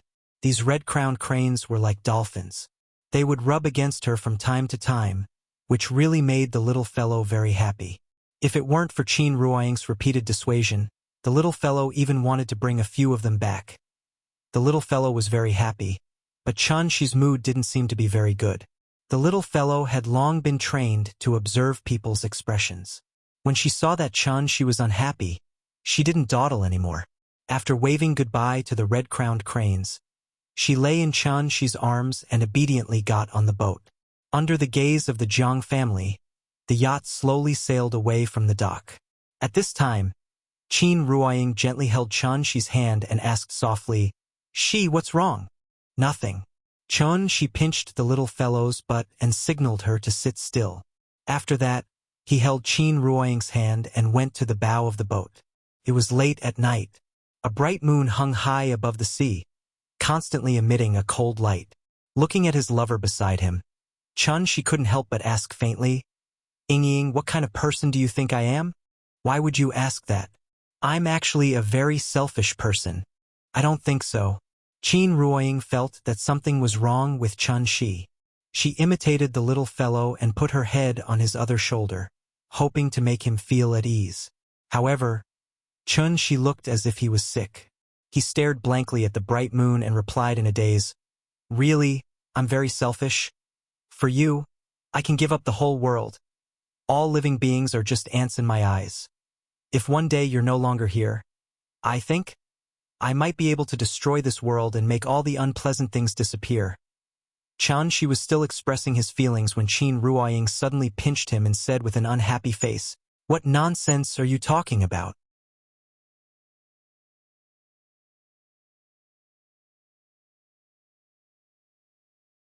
Chapter 361. The next morning. Under the caress of the morning sun, the yacht slowly sailed into the Zhonghai harbor. Although they were in Zhonghai, the couple had no intention of disturbing Lin Xian. The family of three was like a group of tourists passing by in a hurry. They didn't even stay for long. After accompanying the little one for a meal of KFC at the airport, they got on the plane back home. The only gain from this trip to Zhonghai was, perhaps it was success that put Chun-Shi in a bad mood. They really came in high spirits, but returned in disappointment. Obviously, the sky-bearing art and floating dawn mirror had already gone to the great world with the Tai Ching sage. If he wanted to completely cure Qin Ruoying's dizziness, then he had to go to the great world himself. In this regard, Chun-Shi only had 3 words in his mind, F*CKU. He had just returned from the heavenly spiral world after a narrow escape, but now he had to go to a great world like Heavenly Spiral. Wasn't he just too bored? Regarding this unknown world, Chun-Shi had long made up her mind to keep a respectful distance from it. But fortunately, ever since he destroyed the 5 holy palaces, no matter how turbulent the spirit energy tide was, the divine gate didn't appear again. This also indirectly proved that the great world had lost contact with Earth. In fact, whether it was immortal cultivation techniques or modern technology, if one wanted to teleport from one place to another, the coordinates were essential. Without the coordinates, the divine gate would never open again. Unless the Tai Ching sage came back and crossed the void to establish new coordinates for the ancient immortal cultivators. And this was also why Chun-Shi said he was selfish, because he had also cut off the possibility of celestial ascension. From now on, the 2 worlds would no longer have any communication. The people above couldn't come down, and the people below couldn't go up. You were in your great world, and I was in my global village. Everyone minded their own business, wasn't that good? Since it was impossible to get the sky-bearing art and floating dawn mirror, Qin Ruoying's illness could only be temporarily put aside for observation. On the way back, Chun-Shi felt that something was wrong the more he thought about it. Previously, he had placed all his attention on Siming Xiannu and neglected the old man's strange behavior. Was it really so easy to deal with an old monster that had lived for over 1,000 years? Besides, since the Jiang clan did not have the Siming Xiannu, how did Daiyu Island become one of the 5 great lands of inheritance?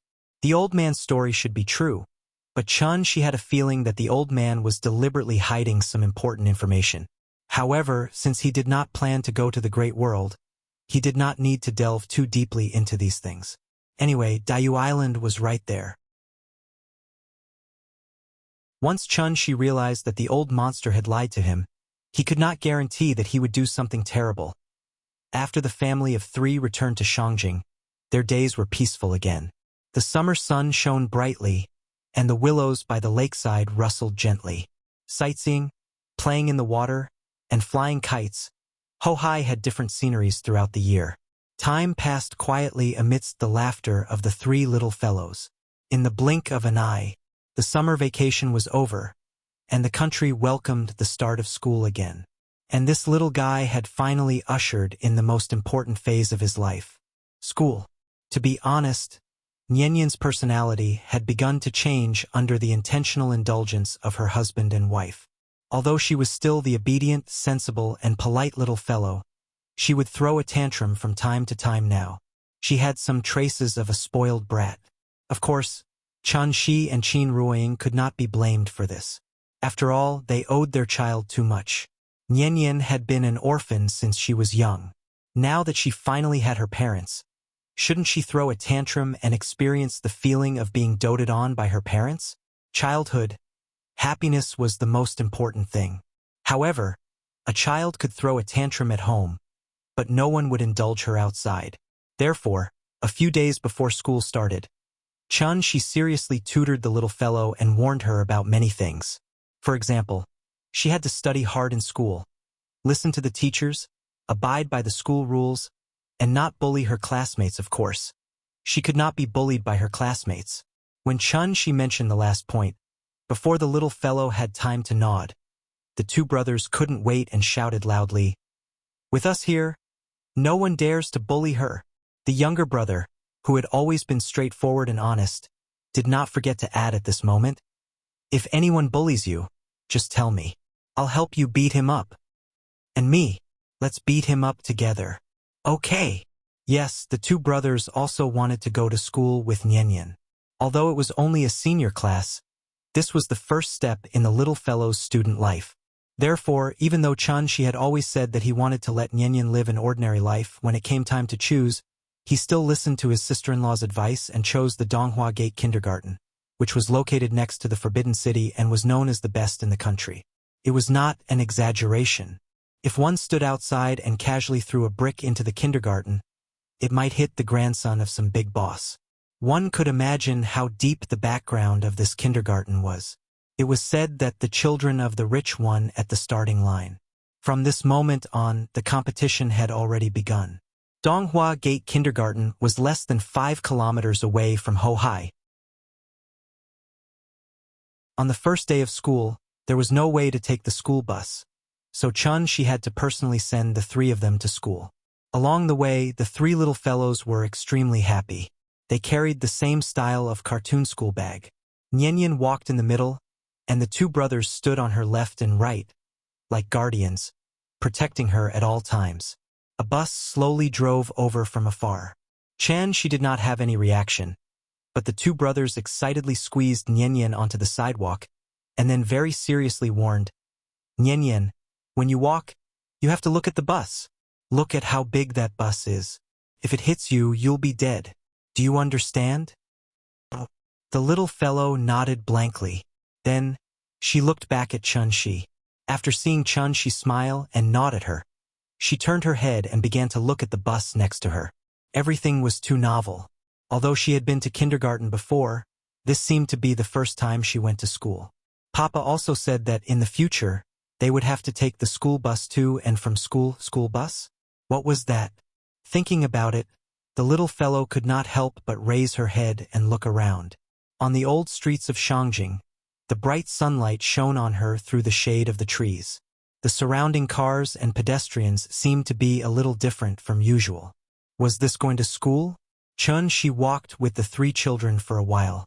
After confirming the dedicated parking space for the school bus, he took a taxi directly to Donghua Gate Kindergarten. It was only 5 kilometers, so they arrived very quickly.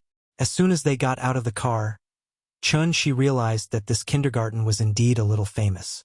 The cars parked in front of the school were not particularly expensive luxury cars, but the license plates all started with Beijing A. It should be known that most of the cars starting with Beijing A8 were leaders of the government, while Beijing AG6 was national level. However, none of the cars with Beijing A license plates were easy to deal with. Even the traffic police had to go around them. At this time, she suddenly remembered, this was Shangjing. Next door was the Forbidden City, and next door was Zongnanhai. Would the security guard let someone like him in by taxi? Of course, this was only Chun-Shi's imagination. After he showed the procedures that his sister-in-law had done for him in advance, the security guard at the door respectfully welcomed him in. How sensitive were Chun-Shi's ears. Therefore, as soon as he entered the school, he found that these parents basically knew each other. Everyone even greeted each other. Since the parents knew each other, the children were naturally childhood sweethearts as well. Seeing this, Chun-Shi frowned slightly. These children.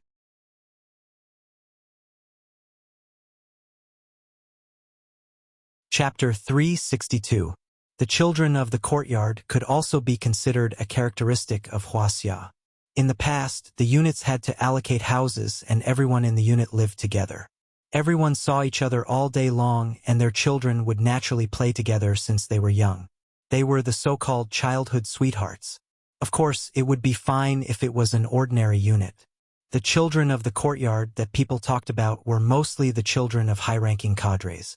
Their parents either held important positions in various ministries or were cadres above the regimental level. These children grew up together since they were young. There was a clear distinction between who could play with whom and who could oppose whom. In addition, because they had seen a lot since they were young, the children of the courtyard were usually more mature. In this regard, Chun-Shi had to hesitate. If he put Nianyan among these children, for her growth, was it good or bad? However, after thinking about it, Chun-Shi still felt relieved. After all, these children had received different education since they were young, and there were more restrictions in various aspects.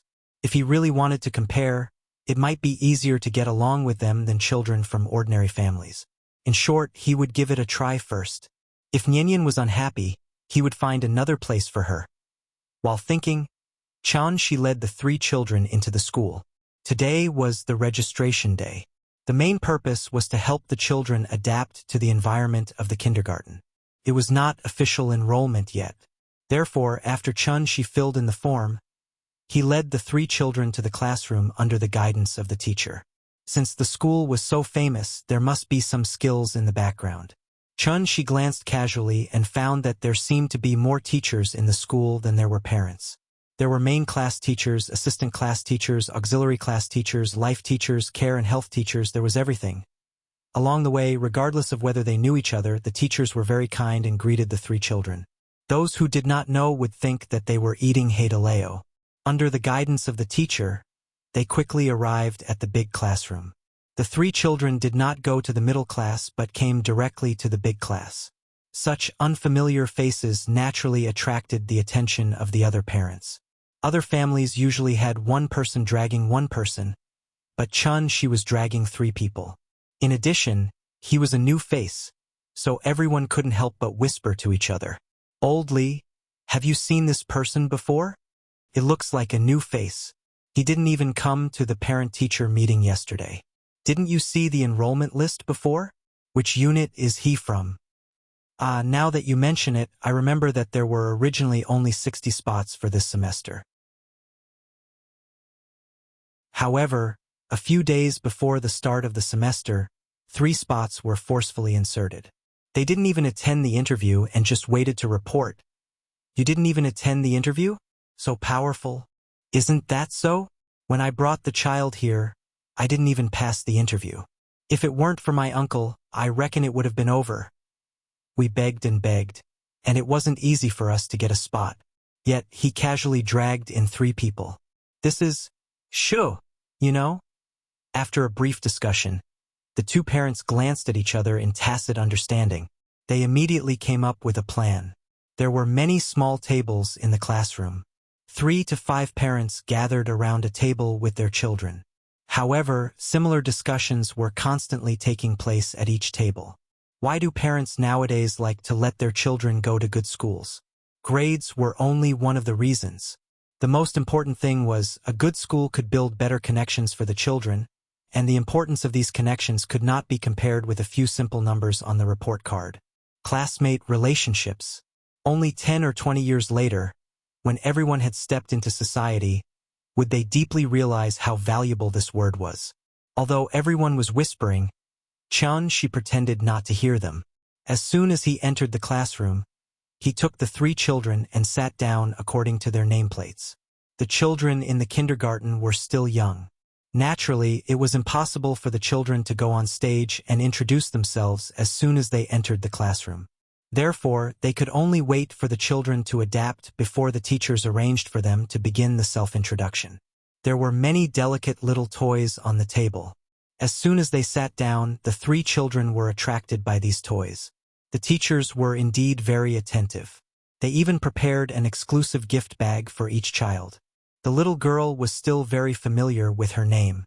Therefore, she immediately grabbed the gift box with the words, "Chao Nian," written on it and couldn't wait to open it. Inside was a children's picture book that could be used in both Chinese and English. At the same time, there were many exquisite puzzle toys. Therefore, the 3 children immediately gathered together to play like they did in the tea house. There were already 2 children sitting at this table. Seeing that they were so lively, the 2 children went over to play with them. Perhaps because she had stayed in the tea house for a long time, Nian usually played with unfamiliar children. Therefore, she did not hesitate. With a wave of her small hand, she very generously invited the 2 children. It was fun with more people. Since the children were playing together, the adults naturally took the opportunity to strike up a conversation. "Bro, are you a Dragon Phoenix triplet?" The one who spoke was a bespectacled man about the same age as Shi.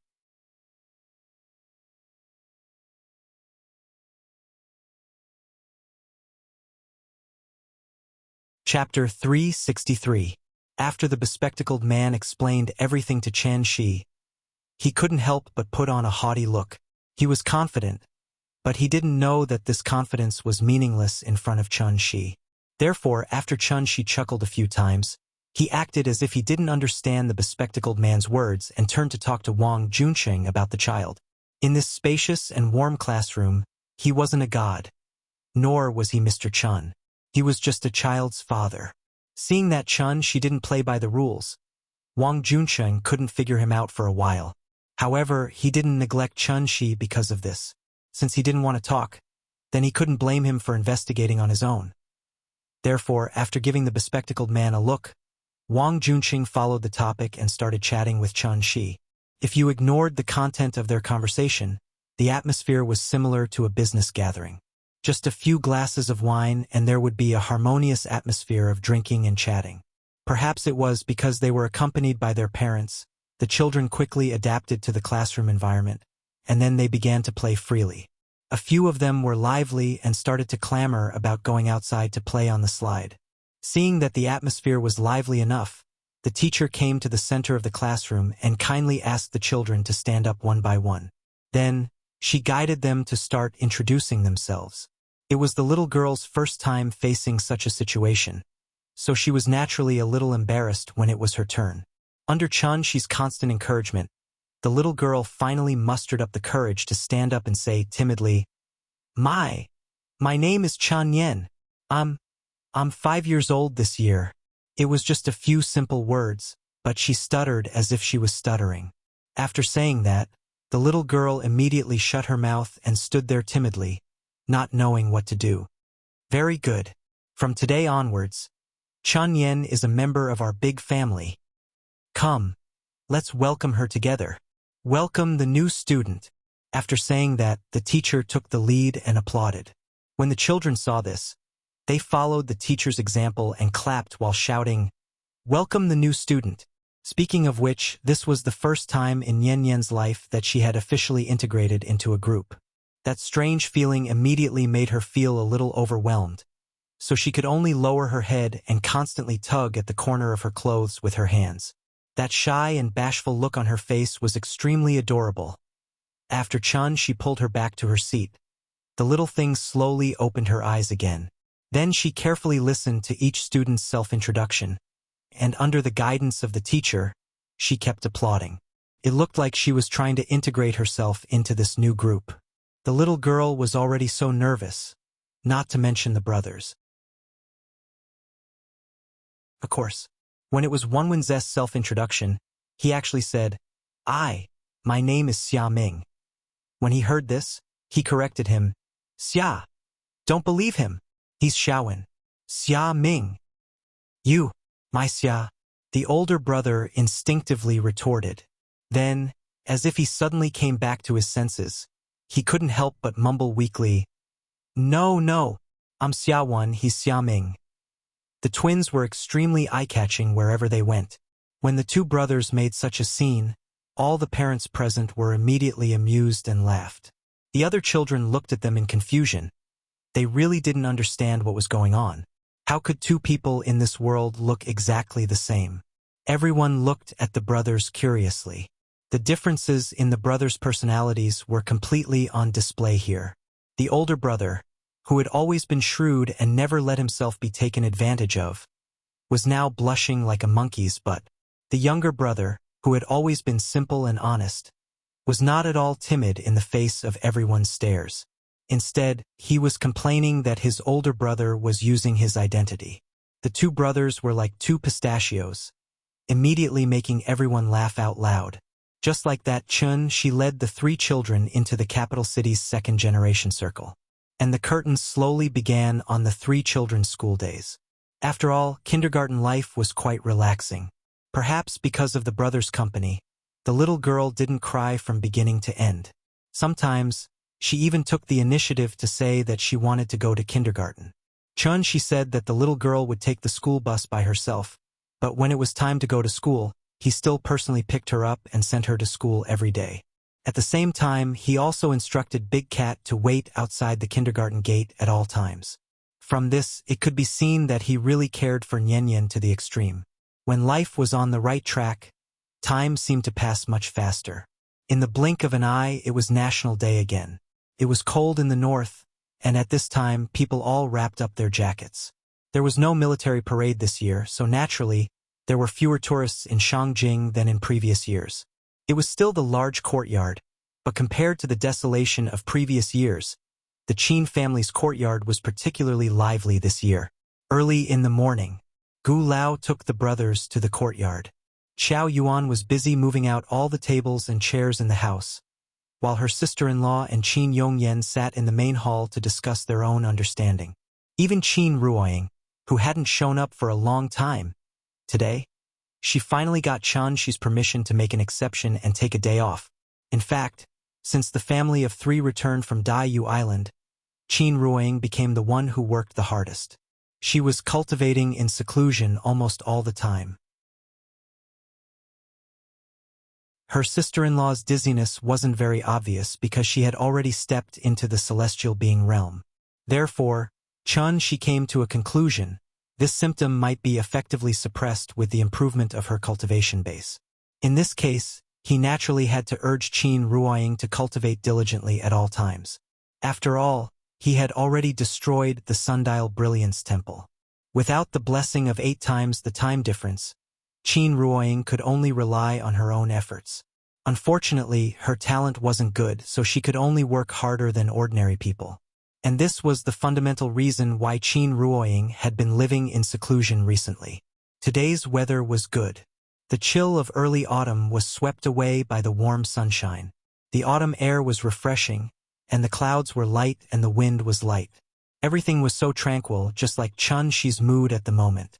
The couple stood side by side on the steps of the West Wing. Looking at the 3 lively and cute little guys, the corners of their mouths couldn't help but reveal a faint smile. However, life was like a train.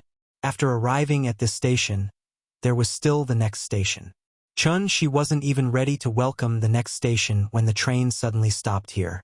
In just a moment, the figures of his sister-in-law and Qin Yongyan suddenly appeared on the steps outside the main hall, and she immediately held Qin Ruoying's hand. In addition to the 3 children who were still fooling around, even Gu Lao and Xiao Yuan noticed the strangeness and couldn't help but immediately look up at the sky. They saw that the sky that was still bright and beautiful just a moment ago had been shrouded by large dark clouds in the blink of an eye.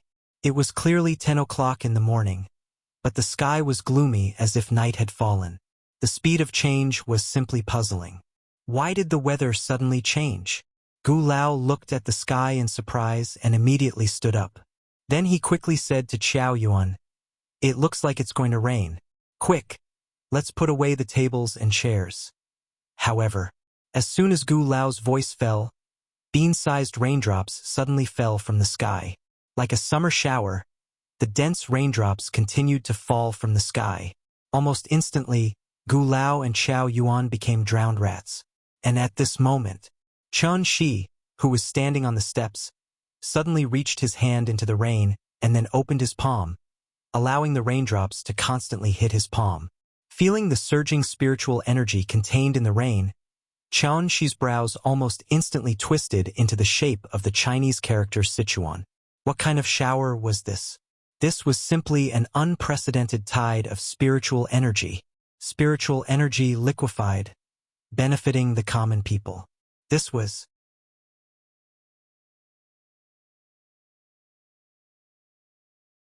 Chapter 364. Rain moistens all things and nourishes the common people. In this bleak and cold late autumn, a sudden downpour instantly extinguished everyone's rising spirits because of the National Day holiday. Heavy rain was always accompanied by strong winds, and this was the north. When the heavy rain came down, it immediately drenched people from top to bottom. On the streets of the capital, people hid under the eaves and shivered. Everyone was hoping that the rain would stop, but they didn't know that this rain, it was actually a blessing bestowed by God to all things. From the moment the rain started to fall, the big cat was like a clockwork doll that had been activated, running wildly in the rain. Big Head, who had always been trapped in the fish tank and couldn't go anywhere, jumped out of the fish tank like a fish leaping through the dragon gate. Then, through his own hard struggle, he finally jumped into the heavy rain. For most children, being in the rain was always a very fun thing to do, and the three little guys were no exception. At first, the brothers were a little restrained because Gu Lao was present. However, Nianyan looked back at Chen Shi and found that her parents' attention was on the sky. She rushed into the heavy rain and then jumped around the yard with the big cat. She stepped on the water in the yard like a Peppa Pig who liked to step on mud. Her little face was full of excited smiles. The rain drenched her hair, and the line of water almost blurred her eyes, but this made her even happier. Under the constant urging of the little guy, the brothers finally couldn't resist the temptation. The two glanced at Gu Lao, who had just rushed up the steps to hide from the rain, and then jumped into the heavy rain like a wisp of smoke. In the heavy rain in the yard, the three little guys laughed happily. At this time, Gu Lao suddenly came back to his senses. But when he was about to scold the brothers, Chen Shi's voice suddenly sounded in his ear. "Let them play for a while. A little rain won't be a problem. There's heating at home. If it's cold, they'll know to come back." Seeing how happy the three children were, coupled with Chen Shi's persuasion, Gu Lao's lips moved a few times, but in the end, he didn't interrupt them. The heavy rain poured down, washing away the hustle and bustle of the entire city. It was as if the only sound left in the world was the sound of the rain. It was a feast and a carnival. Under Chen Shi's signal, Qin Ruoying also walked into the heavy rain step by step. Shangjing rarely rained, so there was a lot of dust and impurities accumulated in the clouds. When it landed on one's body, there was a sticky feeling. But today's rain was different. Although it was a little cold, the rainwater was exceptionally clear and pure, giving people a comfortable feeling all over their bodies. Spiritual energy turned into rain. Even for Chen Shi, this was the first time he had seen such a situation. For a moment, he couldn't help but walk into the rain and began to wantonly plunder the spiritual energy. Rain after a long drought is truly a blessing in life. However, just when everyone was celebrating because of the rain, Qin Ruoying suddenly felt her legs go soft and she staggered. If Chen Shi hadn't caught her in time, she would have fallen into the puddles on the ground. "Ying, what's wrong?" "My head is a little dizzy." Qin Ruoying covered her forehead. Her originally rosy face was stained with a layer of white frost, looking as if she was sick. At this time, Qin Xueqing also seemed to feel something, and couldn't help but blurt out to Chen Shi, "It's here again, that feeling?" After saying that, even she covered her forehead with a look of discomfort. Qin Xueqing was already a celestial, but even she was so uncomfortable one could imagine what kind of experience Qin Ruoying was experiencing at this moment. Chen Shi nervously supported Qin Ruoying, and at the same time constantly poured his true essence into her, trying to ease her symptoms. Why did she feel dizzy? Chen Shi seriously considered all the possibilities. Suddenly, a thought flashed through Chen Shi's mind. It wasn't the first time Qin Ruoying felt dizzy. Whenever this happened, it must be when the tide of spiritual energy was surging. Was it because of the tide of spiritual energy? It obviously wasn't. The spiritual energy of heaven and earth was always the most important thing to cultivators. So how could it cause discomfort? Since natural factors were ruled out, only man-made factors were left. In addition to the information he had obtained on Daiyu Island, Chen Shi could almost conclude that this definitely had something to do with the sky-bearing technique and the floating dawn mirror. If he guessed correctly, such a huge tide of spiritual energy had appeared on Earth, so the people behind the Divine Gate wanted to use it to open the Divine Gate. But because he had already destroyed the 5 holy temples, the Divine Gate hadn't been opened. The Divine Gate, the holy temples, the tide of spiritual energy. Si Ming Xian knew. The sky-bearing technique and the floating dawn mirror, everything was actually closely related. Just as Chen Shi was pondering the root of the problem, Qin Ruoying seemed to have suddenly seen something. She looked up at the sky and muttered, I see it. There are people in the sky. They want to come down." As soon as she finished speaking, her body went limp and she completely fainted. Ying. The sudden change really shocked Chen Shi. He almost instantly carried Qin Ruoying back to the West Wing. Looking at the unconscious Qin Ruoying lying on the bed, Chen Shi's mood fell to the bottom. At this moment, Qin Xueqing also rushed into the West Wing. Then, she said to Chun Shi with a pained expression, "I saw someone holding a mirror, and then he kept talking to the mirror. I could hear his voice, but I couldn't hear what he was saying at all." Qin Xueqing's expression was very pained. She looked like she was drunk, and she was trembling as she walked. "Mirror?" Chun Shi repeated this word. When he was about to ask, Qin Xueqing shook her head and muttered, "I can't. My head is so dizzy. Let me sleep for a while." After saying that, she fell on the bed and lay side by side with Qin Ruoying. Looking at the two sisters who had fainted on the bed, Chun Shi was silent. He carefully checked the physical condition of the two and found that their physiological functions were all normal. There were no signs of disorder in the vital essence in their bodies. It was as if they were sleeping peacefully. After a long while, when Chun Shi was sure that the two of them were not in any danger, he gently kissed Qin Ruoying's forehead. Then he got up and walked out of the west wing. It was still raining heavily outside. The three little guys were still jumping excitedly in the rain. Chun Shi subconsciously glanced in the direction of the main hall, but just happened to meet Qin Yongyan's gaze. Obviously, his father-in-law also noticed something strange. But due to his limited ability, he could only put all his hopes on Chun Shi. Chun Shi nodded slightly at Qin Yongyan. Then,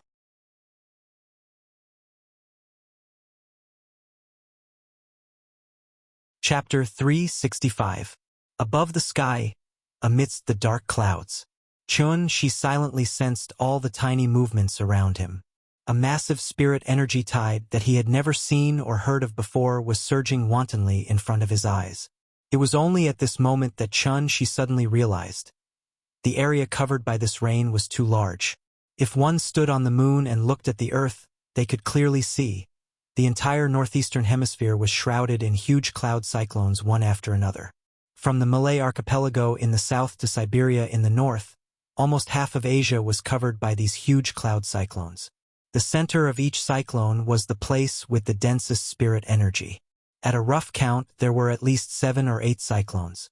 There was one in Shangjing, one in Qinling, one in Donghai, one in Karakoram, one in Taklamakan. Everywhere that had appeared before, a spirit energy tide appeared at the same time today. In other words, if the divine gate suddenly opened, it would definitely appear in these places. Usually, it would come one by one, but today so many appeared at the same time. What was the secret behind it? Chun Shi didn't know, and he was too lazy to think about it. Because at this moment, there was only one thought left in his mind, and that was, completely block the divine gate. For Yinging and for Nyenyen, for their family of 3 to live a happy and stable life. Since opening the divine gate required a huge amount of spirit energy, then he wanted the spirit energy tide to never appear. From now on, he would be the dragon-breaking stone that stood between the two worlds. Wherever the spirit energy tide appeared, he would definitely be there. He wanted to completely cut off any connection between the two worlds. Disperse! This rain was not accompanied by lightning or thunder, but after Chun Shi roared at the sky, a series of deafening rolling thunder suddenly sounded in the sky. Boom! In an instant, the sky was like an army of thousands of soldiers and horses facing the enemy. The sound of drums was endless and rumbling. With Chun Shi as the center, a cyclone began to expand rapidly at a speed visible to the naked eye. Because it was spinning too fast, there were even white stripes visible to the naked eye on the inner wall of the cyclone. These stripes were like sharp blades, forming a meat grinder, enough to tear anything caught in the cyclone into pieces. The sky wailed, and the dark clouds roared in anger, accompanied by the incessant flashes of lightning and rumbles of thunder. Chun Shi was like a black hole, pulling in all the clouds and cyclones in the world and sucking them in bit by bit. This was the true power of the divine transformation stage. When Chun Shi went all out, he could affect every corner of this planet. At this moment, he was like a Taotai from ancient times. He opened his mouth and crazily devoured the spiritual energy of heaven and earth on earth. Because only in this way could he immediately calm down the raging tide of spiritual energy. Unfortunately, Chun Shi had overestimated himself. After all, Earth was no longer the dead planet of the last days that didn't even have a celestial being. After tens of thousands of years of silence, this decaying cultivation planet finally glowed with new vitality. The tide of spiritual energy was the beginning of everything. This was not something that Chun-Shi could stop by himself. Under the wheels of the Great Era, he was like a mantis that stretched out its arms to stop the car from moving forward. Even if he had to die, he would not hesitate. Ah! After Chun-Shi let out a long roar, a huge figure suddenly appeared behind him. It was the Dharma form. It looked just like him, but its body was more than 20 meters tall. It stood proudly in the sky like a god. Surging spiritual energy continued to surge into his body. Chun-Shi was like a balloon that was constantly inflating. There would be a time when he could not bear it anymore. Therefore, he urgently needed a channel to vent. This world, unsurprisingly, it became the channel for him to vent. In the blink of an eye, countless sword lights shot out, targeting the center of the cyclones one after another. Boom! Boom! Wherever the sword auras went, there would be a thunderous explosion in the air. For a moment, more than half of Asia was filled with earth-shattering thunder. Boom! Boom! The sword auras covered 30,000 miles, and one sword aura chilled 19 continents. If the heavens were in my way, I would smash the heavens. If the earth was in my way, I would flatten the earth.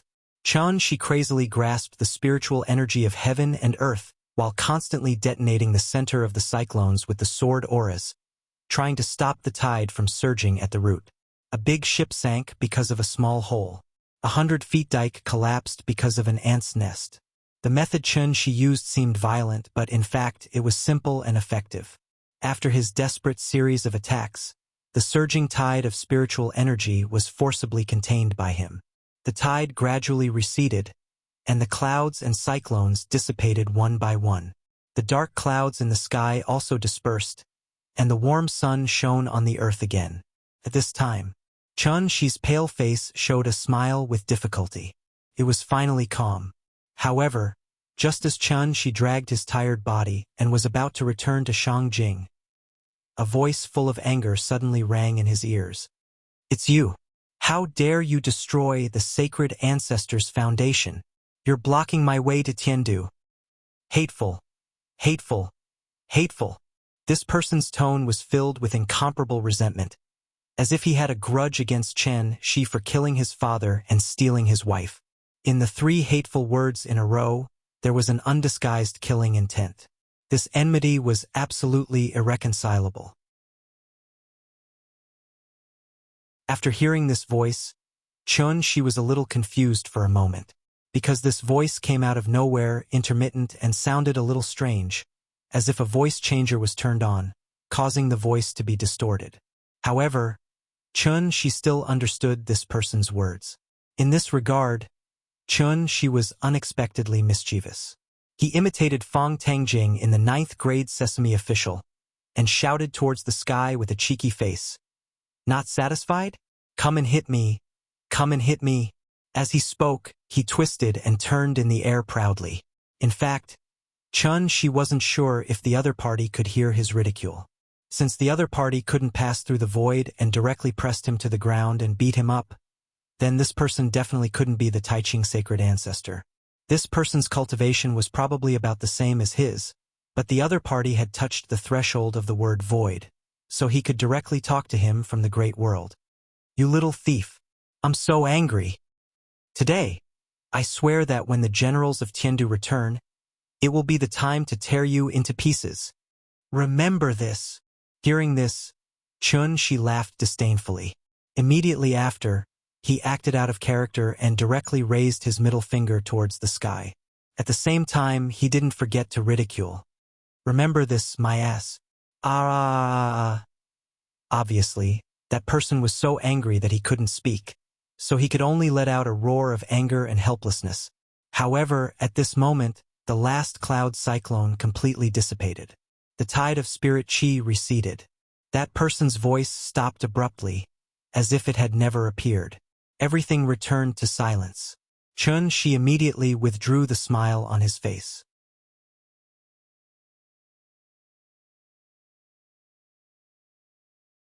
Chapter 366. This sudden thunderstorm also cooled down the excitement of the National Day celebration. As soon as Chun-Shi stepped through the Chuehua gate, the little fellow, who was playing hide and seek with the two brothers in the yard, focused on him. Then the little thing's eyes immediately lit up. "Papa, where did you go?" As she spoke, she ran excitedly to Chun-Shi. The cute way she ran looked like a puppy at home. When she saw her owner come back, she would enthusiastically rush up and wag her tail. Of course, Nian was not a puppy. She was the most precious treasure in the world. "Papa just went out because he had something to do. How was it? Did you have fun?" "Yes. I like the rain. It's fun." "What's fun?" "Look at your clothes. They're soaking wet. Don't you feel cold?" Hearing this, the little thing immediately shook her head like a rattledrum, and then said with certainty, "Not cold." "You're really not cold?" "Not cold." Looking at the little fellow's resolute look, it seemed that she really did not feel cold. However, as soon as the little fellow's voice fell, a cold wind suddenly blew over from nowhere. Her clothes were already a little wet, and after being blown by the cold wind, she could not help but shiver. Well, now she knew it was cold. The little fellow subconsciously pressed her body close to Chun-Shi's chest, and then could not help but whisper, "It seems a little cold." "It's good that you know it's cold. Don't play outside for too long when it rains, or the cold air will get into your body and make you sick. If you get sick, you have to take very bitter medicine. Do you understand?" Understood. The little fellow had not taken medicine for a long time, but when Chun-Shi mentioned the word medicine, she immediately recalled the bitter feeling, and her little nose wrinkled. "Let's go take a shower and change clothes." After the purpose of educating was achieved, Chun-Shi held the little fellow and called the two brothers to follow him into the west wing. As soon as she entered the door, the little fellow saw Qin Ruoying and Qin Xueqing lying on the bed, so she immediately warned them in a low voice, "Shua, Mama is sleeping. Don't disturb her." "All right." The two brothers nodded in unison, then tiptoed into the bathroom.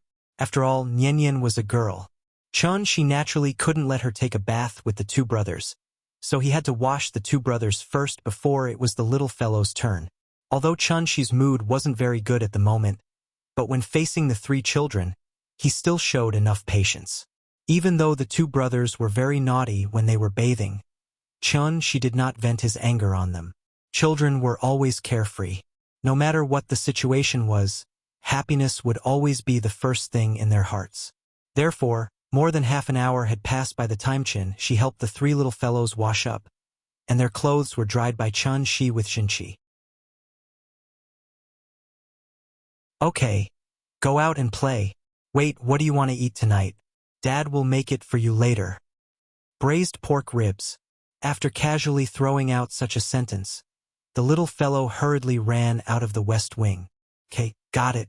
After Chun-Shi responded with a smile, he slowly walked to Qin Ruoying's side.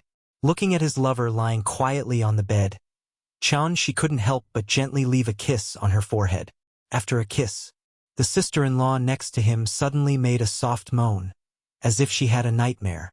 Chun-Shi was about to reach out to check the situation, but Qin Xueqing jumped up from the bed like a frightened cheetah, and then kicked Chun-Shi's head.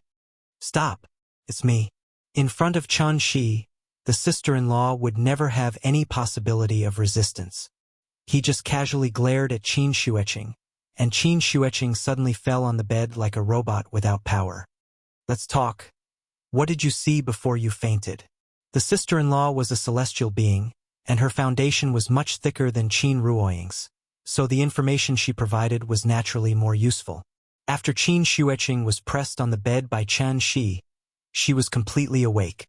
The sister-in-law twisted her body and found that she couldn't move, so she couldn't help but blush and scold Chun-Shi, "Hey, let go of me!" But this tone, why does it sound a little strange? "Get up. Do you want to drink water?" "No." Qin Xueqing seemed to dislike the feeling of being controlled by Chun-Shi, so her attitude wasn't very good after she got up. But when she saw Qin Ruoying, the expression on her face slightly stiffened. Then Qin Xueqing quickly shifted her gaze to the window and then said, "I saw a lot of people." Those people seemed to be walking on clouds and flying in the sky, and they were wearing very strange clothes, a bit like ancient people. Behind them was a very, very big palace, even bigger than the Forbidden City. They were all looking at me. Maybe they weren't looking at me. Anyway, from my point of view, they were looking at me. I saw the hostility in their eyes, and the murderous intent. I don't know how to describe that feeling to you. At that moment, I felt like Sun Wukong, who wreaked havoc in heaven, standing outside the southern heavenly gate, facing the gods and Buddhas in the sky alone. Qin Shuiqing frowned, trying hard to recall the scene she saw at that time. When Chen Shi heard this last sentence, the corner of his mouth suddenly hooked up into a shallow arc. They weren't looking at you. They were looking at me. Looking at you? Why would they look at you? After hearing Chen Shi's words, Qin Shuiqing shifted her gaze to him. She was really confused now, and really didn't understand the situation. Why did she suddenly faint? The people she saw in the dream, who exactly were they? His sister-in-law was confused, but Chen Shi had no intention of explaining.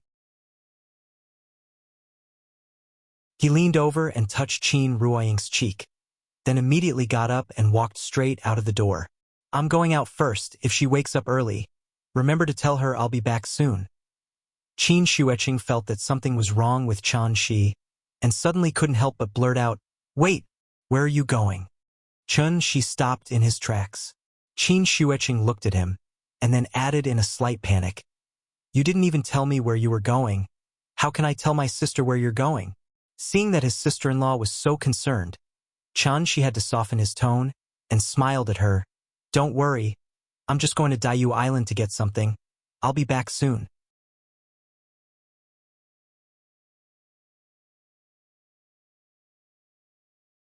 Chapter 367. Daiyu Island. Heron Island, the pavilion in the middle of the lake. As the saying goes, the cicada senses the golden wind before it moves, sending the impermanence of death without knowing it. Ever since Jiang Zhengqin was injured by that outsider who came out of nowhere, the sky above Daiyu Island seemed to be shrouded in thick dark clouds. Everyone in the clan was anxious, and the atmosphere was gloomy. Everyone seemed to be more cautious than usual. As the clan leader, Jiang Yuankue did not step forward to appease everyone at such a critical time. Instead, he stayed on Heron Island all day doing something unknown. Everyone thought that the clan leader was planning something big, but no one knew. Jiang Yuankue himself was confused. Apart from preserving the most complete inheritance, the Jiang clan also had an immortal old monster who had lived for thousands of years. Based on this alone, Daiyu Island was destined to have too many secrets that no one knew. The great ancestor's seniority was there. Once the old man spoke, Jiang Yuankue naturally had to bow and listen. The great ancestor's words were simple. He wanted him to wait outside the pavilion in the middle of the lake and wait patiently for the fated person to appear. The fated person? Who was the fated person? Who was the fated person? The great ancestor's words must have a deeper meaning. So Jiang Yuankue had been thinking about this question for the past few days. However, no matter how hard he thought about it, he could not come up with a reliable answer. Until this day, a sudden tide of spiritual energy enveloped the entire world. As the place with the densest spiritual energy within 100 miles, a cloud vortex inevitably appeared in the sky above Daiyu Island. This scene was very similar to the scene described in Immortals at the Magpie Bridge. When the golden wind and the jade do meet, it surpasses countless things in the human world. It was only at this moment that Jiang Yuankue suddenly realized. The sky had changed. Sure enough, when sword rays streaked across the sky and shot toward the vortex from afar, Jiang Yuankue finally understood who the fated person the great ancestor was talking about was. In this world, there was actually someone who was unwilling to ascend to the great world, and was instead trying his best to stop the divine gate from opening, going against the entire great world with his own strength. What kind of courage was this? Even Jiang Yuankue could not help but be fascinated. However, Jiang Yuankue was the clan leader after all. He had to think carefully about everything. Therefore, in the next moment, a thought suddenly popped up in his mind. If the divine gate could not be opened, who was the biggest beneficiary? Weren't they the 5 lands of legacy? Even though the old ancestor had never explicitly mentioned it, Zhang Yuankui was keenly aware of the problem at this moment. When the spirit qi on Earth began to recover, what was the difference between Earth and the Great World? The desert had already become an oasis, so why would the people need to migrate again? On Earth, they were the high and mighty Zhang clan. But in the Great World, they were sinners who were as lowly as ants. Since that was the case, why was the Zhang clan still anxiously waiting for the gate of heaven to open? Isn't it good to stay on Earth? Thinking of this, Zhang Yuankui couldn't help but look back at the pavilion in the middle of the lake. His face suddenly revealed a complicated expression of worry and joy. Could it be the elder ancestor really had such a plan? Zhang Yuankui stood at the bridgehead, letting his imagination run wild. At this moment, a figure suddenly appeared in the sky above Dai Yu Island. Following that, he passed through the formation at an extremely fast speed and landed outside the pavilion in the middle of the lake.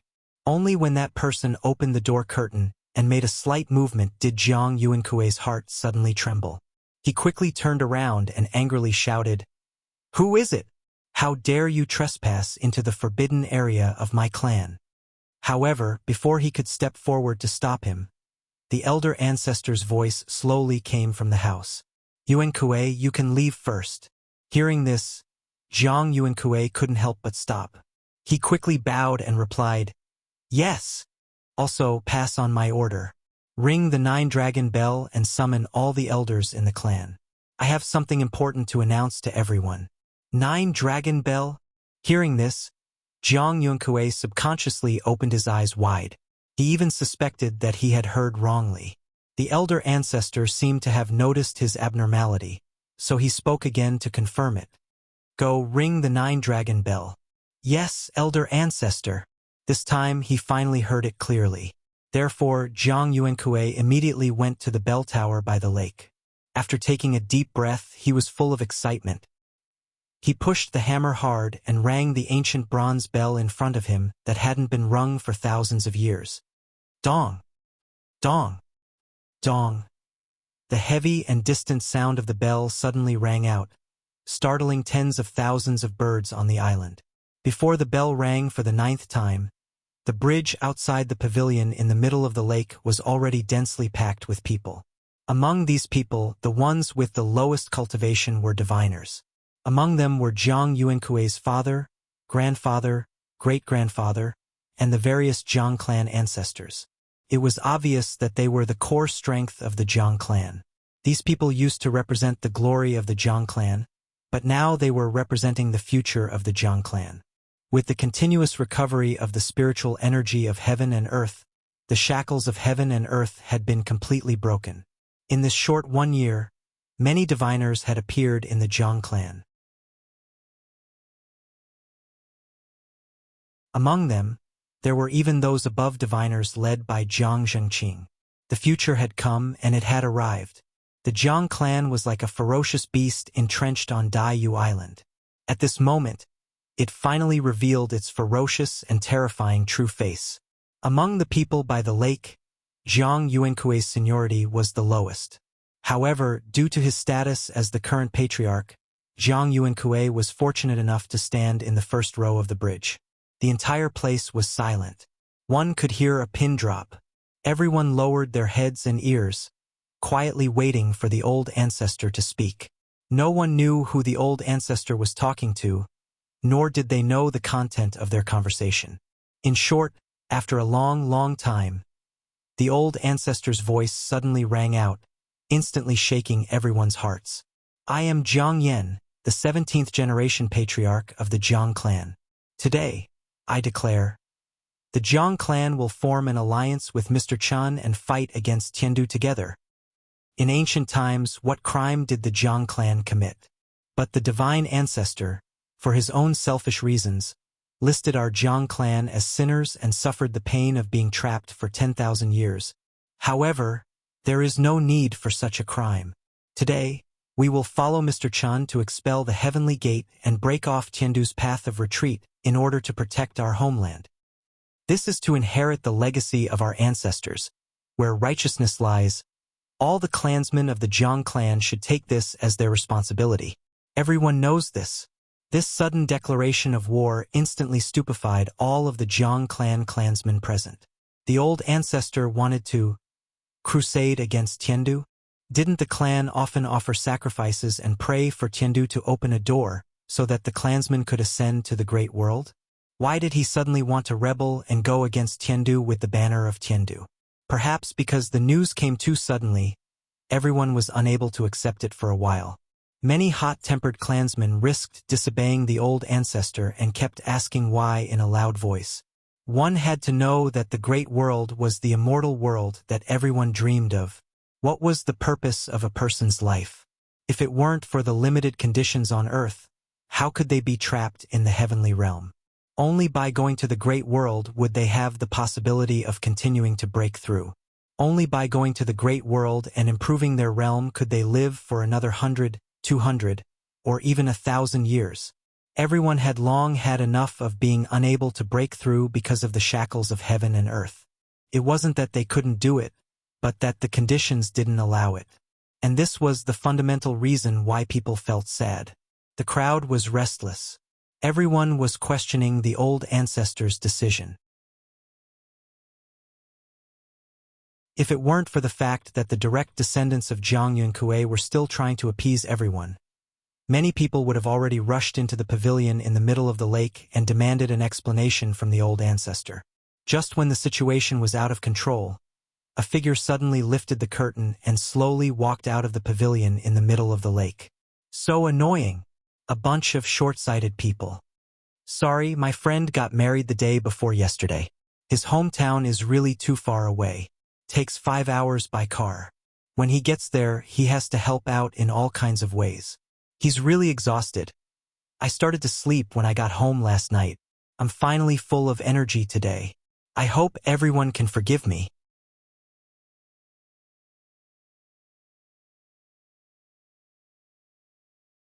Chapter 368. A hint of surprise flashed across everyone's faces when they saw the young man who suddenly walked out of the pavilion in the middle of the lake.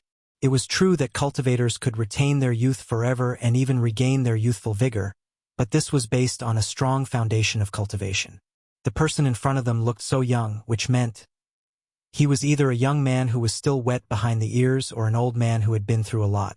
The former was almost impossible, so only the latter was left. Is this the Mr. Chen who injured Zheng Qing? I think so. I was a little late that day. When I got there, the elder ancestor had already asked him to move to Heron Island, so I only saw his back.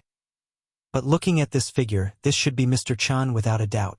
I heard that Zheng Qing couldn't even take one hit from this person. Is this true? Yes. Zheng Qing probably underestimated his opponent. After all, he just broke through to the above divinity stage, so it's inevitable that he's a little impetuous. Based on Mr. Chen's previous battle record, this person should have already stepped into the above divinity stage. It makes sense that he could easily defeat Zheng Qing. I see. Everyone whispered to each other. At the same time, they had their own thoughts, but no one expressed them. Everyone heard the elder ancestor's words, but whether they agreed or not was another matter. Forming an alliance with Mr. Chen to fight against Heaven Capital? Putting aside the fact that Mr. Chen dared to make an enemy out of Heaven Capital, just the Jiang clan alone, could it really be that they could wrestle with the ancient cultivators in the great world? Any random divine general who came out of the divine gate could probably clean up Daiyu Island from top to bottom. In fact, even Chen she felt that this was a little unbelievable. He had only come to ask the elder ancestor for the 500-year-old ginseng flower, hoping to use it to heal the internal injuries on his body. But he did not expect, when the elder ancestor confirmed that he was the one who defeated this rare spirit tide, he immediately expressed that he wanted to form an alliance with him to stop the divine gate from opening. What was going on? After thinking about it seriously, she finally understood the elder ancestor's intentions. On Earth, the Jiang clan was one of the 5 great lands of heritage respected by everyone. But in the great world, the Jiang clan was the descendant of a sinner who didn't even have the qualifications to enter the sect. It was a very simple multiple-choice question, wasn't it? However, Due to the slave nature of his subconscious mind, even Chun she felt that going against the great world was simply courting death. Instead, it was this old man who had lived for over 1,000 years who saw through the essence of it at a glance and made the most correct choice, blocking the heavenly gate and separating the two realms.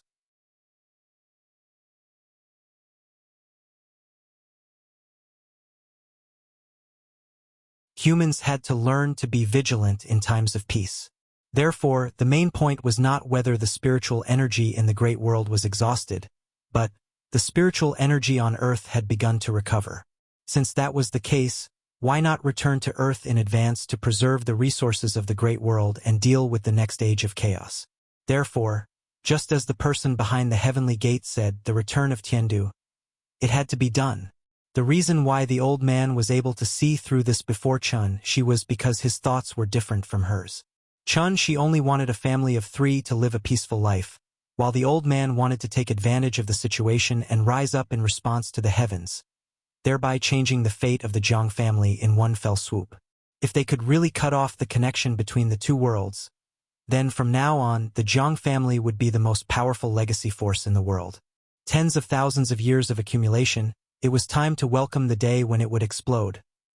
Perhaps because there was an outsider like Chun Shi present, the old man's lecture did not last for too long, and many of his words were not that straightforward. However, since he had already flipped out, naturally, no one dared to jump out and question him. The scene quickly quieted down, and everyone lowered their heads, pretending to be docile. A gentle breeze blew, ruffling the calm surface of the lake. After a long while, the old man's voice sounded again. Yuan Kuei, pass on my command. Open the seal, pluck the Adumbra flower, and give it to Mr. Chun. Ah! Jiang Yuan Kuei was stunned for a moment, somewhat doubting whether he had heard wrongly. The Adumbra flower. As long as one was a member of the Jiang family, there was not a single person who had not imagined that they would be the fated person for this flower. Jiang Zhengqing had dared to force Jiang Yunkui to hand over the Adumbra flower during the clan sacrifice ceremony because he had relied on his cultivation above the heavenly man level and was certain that the elder ancestor would not do anything to him.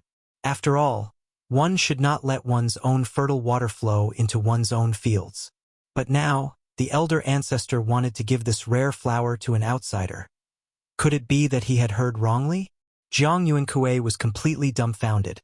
So after hearing the old man's words, he still stood in the same spot, unmoving. However, before the Jiang family members present could voice their doubts, the old man's voice rang out again. Ancestor Yushan left behind this Adumbra flower before he ascended, and left a prophecy. This flower belongs to the fated person. Since the fated person has already been found, then it's time to pluck this flower. Go, pass on my command. Give the Adumbra flower to Mr. Chun.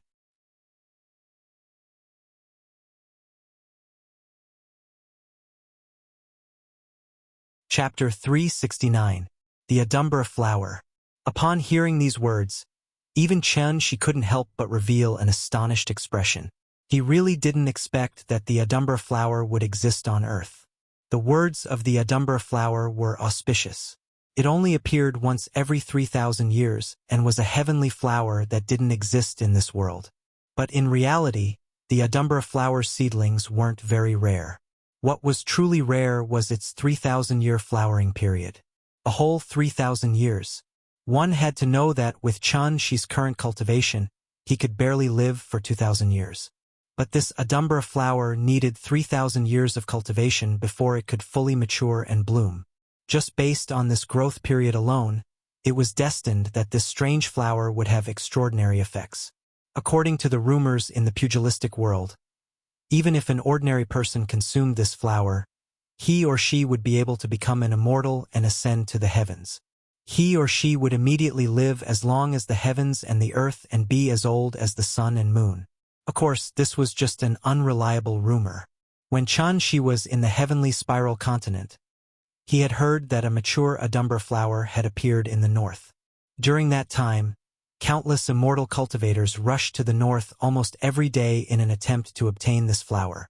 This flower was like a food shortage on an isolated island. Naturally, it would attract the attention of countless wild beasts. But There was only one Adumbra flower, but tens of thousands of immortal cultivators had participated in the fight for it. Naturally, a bloodbath had begun because of this. Countless people had paid the price with their lives. More than half of the north had become a living hell, a furnace of flesh and blood. So much so that even after this incident had died down, the words Adumbra flower could still cause people's expressions to change. With Chun Shi's personality, he naturally didn't want to participate in this kind of fight. But this didn't mean that he wasn't interested in the Adumbra flower. If the ancient records were correct, this flower was a rare treasure. It had the miraculous effect of nourishing one's golden core and nourishing one's soul. If an ordinary person consumed it, they could even complete a transformation in an extremely short amount of time and condense a golden core. What kind of concept was this? A golden core, a lifespan of 500 years. If an ordinary person could directly advance to a golden core after consuming it, how powerful would its effects be if it was used as medicine, refined, and then given to immortal cultivators to consume? When he thought of this, Chun Shi suddenly felt a sense of excitement. However, this feeling was not for himself, but for Qin Ruiying, who was still lying in bed.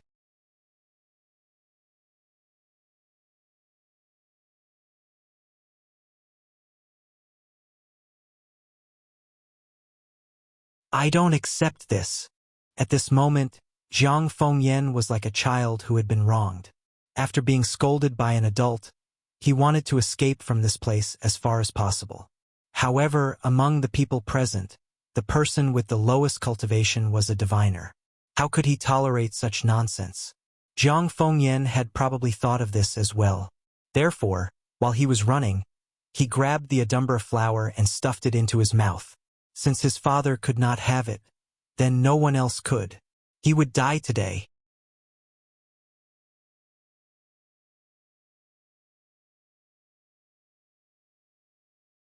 Chapter 370. People were always greedy. The so-called 5 poisonous hearts of Buddhism. Greed, anger, stupidity, hesitation, and doubt. In ancient books, it was often mentioned that lust was the leader of all evils. But this lust did not refer to sex, but to indulge and indulge without restraint, which was also greed. That is, the source of all evils. Greed was the leader of all evils. Greed, in fact, was the root of all troubles. Could it be that Zhang Fengyan really took the Adumbra flower because he refused to accept the decision of the ancestor? People often said, even if you have money, you need to be alive to spend it.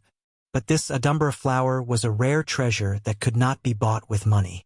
And the most important point was, this flower was easy to take, and one only needed to open their mouth and swallow the flower, and it would immediately take effect. In the face of such a strong temptation, even someone with a firm heart like Zhang Yunkue could not help but feel greedy, let alone Zhang Fengyan, a young man who was still wet behind the ears. Therefore, Zhang Fengyan decided to gamble with his little life. As long as he cooked the rice, the ancestor should not do anything to him because he was the eldest son of the direct line of descent. No matter what, Zhang Fengyan was still a pure-blooded Zhang clansman. Even if he took the Adumbra flower, it would just flow to his family's field. It had to be said that Zhang Fengyan was indeed very bold. But he neglected the most important question, and that was, how far could he run? When he was caught, would he be able to successfully swallow this Adumbra flower? Zhang Fengyan overestimated his speed and greatly underestimated the pursuit he would face. In fact, the moment Zhang Fengyan ran away, Chun Shi had already noticed something was wrong. The reason why he did not immediately take action was actually because he wanted to see if they could solve this problem on their own for the sake of the old man. After all, he was just a guest who came to visit. How could a guest go to the kitchen to serve dishes by himself? Based on this consideration, Chun Shi did not stop Zhang Fengyan. However, the Zhang clan members present seemed to have been struck dumb by this sudden turn of events. After a long while, a few people came back to their senses first, and then directly set off to chase. The speed of running was naturally not as fast as the speed of flying. But Zhang Fengyan never thought of running away. He only wanted to use this opportunity to stall for time so that he could successfully swallow the entire Adumbra flower. Therefore, as soon as those people rose into the air, Jiang Fengyan had already stuffed the Adumbra flower into his mouth. Sigh. Seeing that it was too late to stop him, she could only sigh silently and prepare to do it himself. However, just as she was about to attack, the old man's voice suddenly exploded from the clouds, causing the entire Heron Island to tremble. Evil creature! How dare you! That voice was so loud that it sounded like the furious roar of a deity. Immediately afterward, a huge amount of true essence gushed out from the pavilion in the middle of the lake. The ferocity of its momentum was as if the heavens and earth were collapsing, and the mountains were collapsing and the earth was cracking. An incomparably surging Zhan Yuan poured out from the pavilion in the middle of the lake. The lake water that was affected by the Zhan Yuan suddenly sprayed up into the sky like a fountain.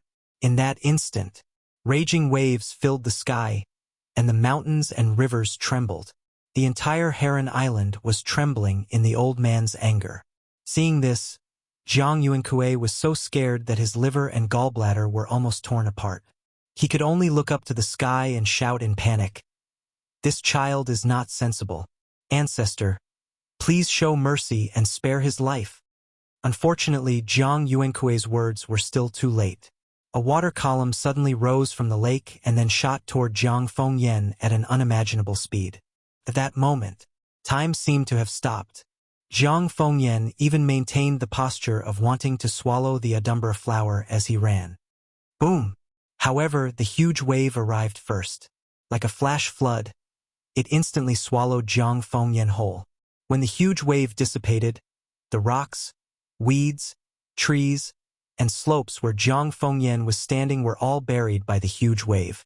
As a result, the area within a few hundred meters had become a ruined scene after the flash flood. There was nothing left. Only broken trees, broken branches, and yellow soil were left on the ground. After seeing such a scene, Jiang Yunkue couldn't help but feel sad. After rushing to the place where Jiang Fengyan was before, he completely disregarded his image and used his hands to search the soil. Fengyan? Fengyan? Where are you? Father is here to save you. Where are you? Answer me. The so-called father and son were connected by heart.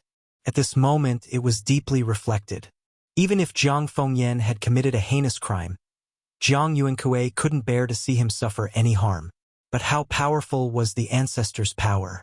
With just one move, everything in front of him was wiped out, including Jiang Fengyan. When he thought that his son might have been killed by the ancestor himself and died without a complete corpse, Jiang Yunkue couldn't help but lie in the soil and cry bitterly. But at this moment, the old man's voice sounded again. Pass my order.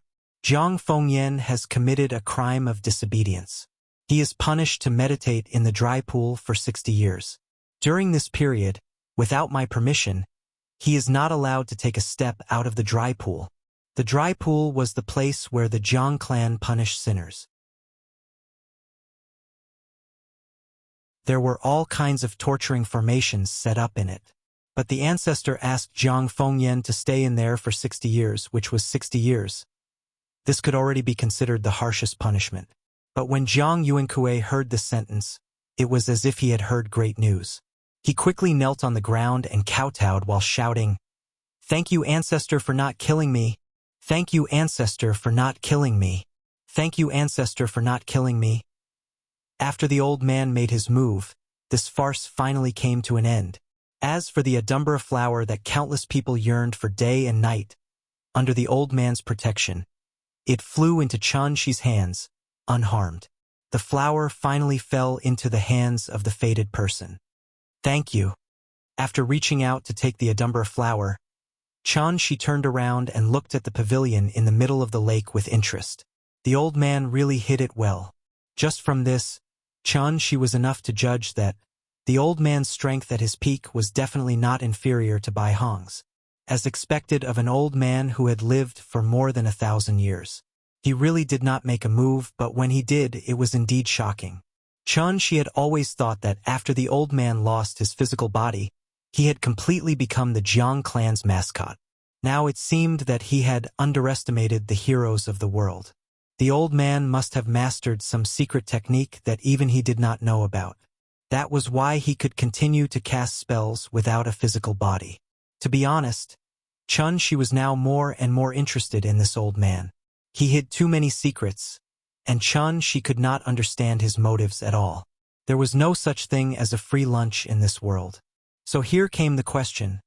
From the beginning, the old man had been especially attentive to him. Now, he did not hesitate to seriously injure his descendants to give him the Adumbra flower.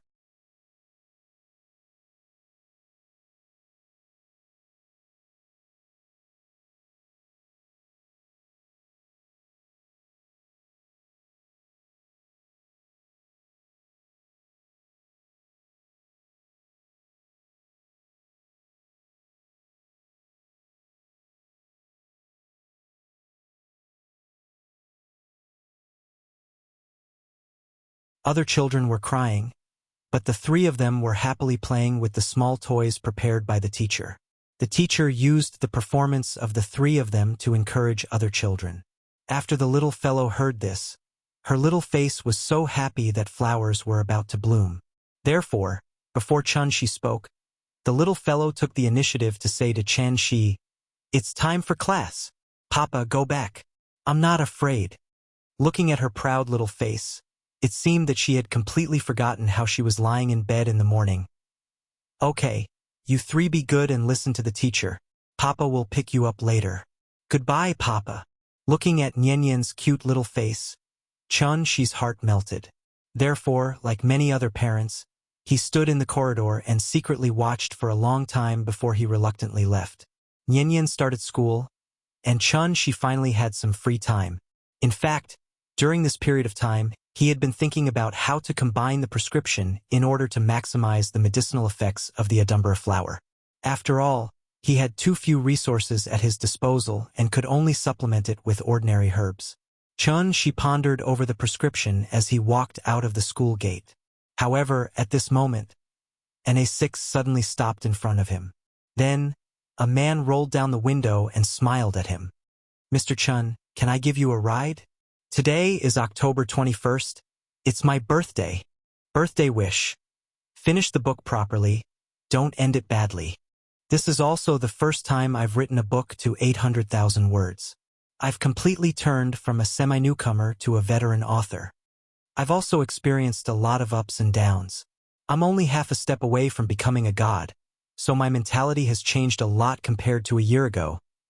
This book has already reached 50,000 high subscriptions when it was 700,000 words. It's really 50,000. There's absolutely no exaggeration. Unfortunately, I collapsed.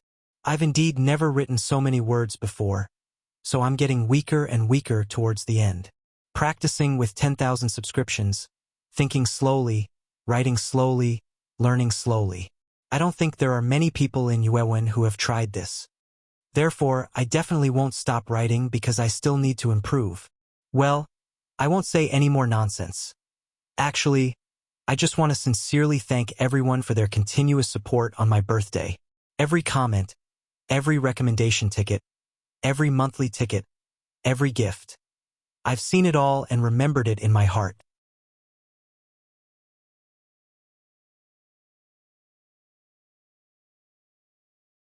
Chapter 373.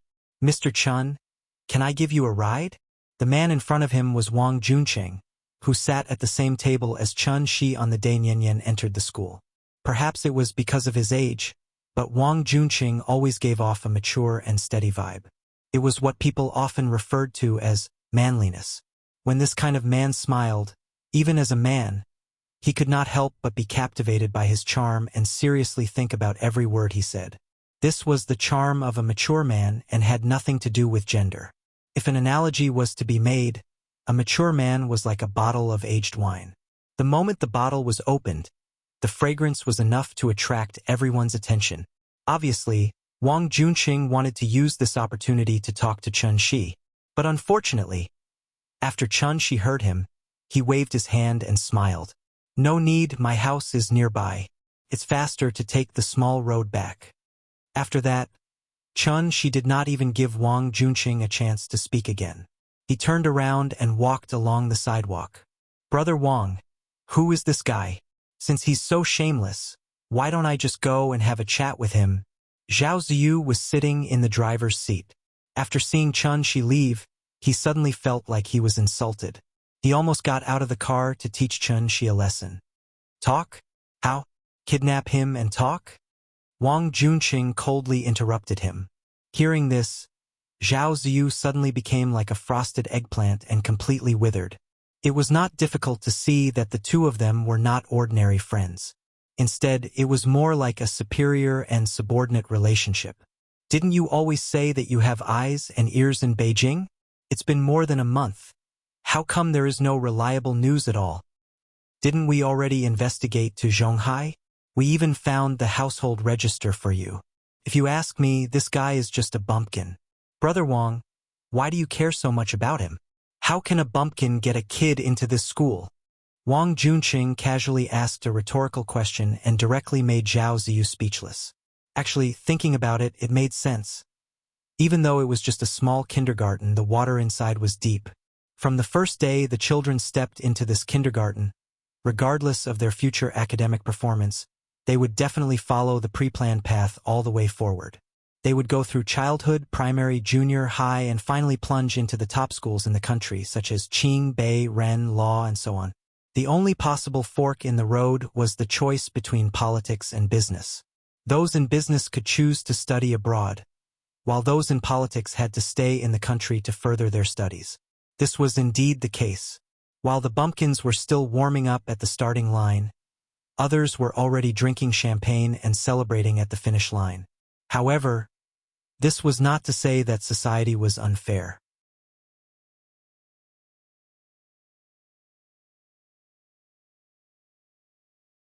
This was because he believed that as long as the Adumbra flower was refined into a pill, Ying would definitely be able to use it to step into the diviner stage. However, how precious was the Adumbra flower? In the absence of other materials, even he did not dare to act rashly. Therefore, after nearly a month of thinking, Chun Shi finally came up with a more feasible prescription and prepared to officially start refining the pill. However, at this moment, the spirit energy tide appeared again. In the blink of an eye, black clouds rolled and covered half the sky. After a few thunderous rumbles, the heavy rain began to fall. Chun Shi walked out of the room and frowned. After observing for a while, he realized that the tide this time was not very turbulent. The center was also rather far from Shangjing. Seeing this, Chun Shi looked as if he had seen something happy. After shaking his head with a smile, he turned around and went back into the room. He was prepared to stay by Qin Ruoying's side and study her symptoms. The reason why Chun Shi did not immediately move to contain the tide was because he had reached an agreement with the old man. Therefore, the moment the spirit energy tide appeared, the entire Diyu Island was in an uproar. In just a moment, hundreds of diviners suddenly flew out of the island like birds, flying in flocks toward the center of the tide. It was as if hundreds of birds were flying through the sky. It was so majestic that it was a rare sight.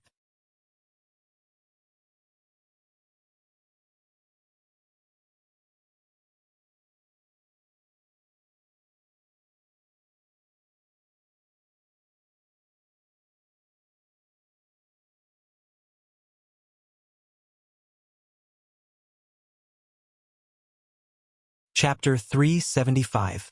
Under Jiang Zhengqing's lead, the Jiang clan celestials plunged into the world-shaking waterspout. After that, the 300-plus celestials began to resist the power of the whirlpool while crazily absorbing the spiritual energy within it. Their bodies were like the earth in the desert.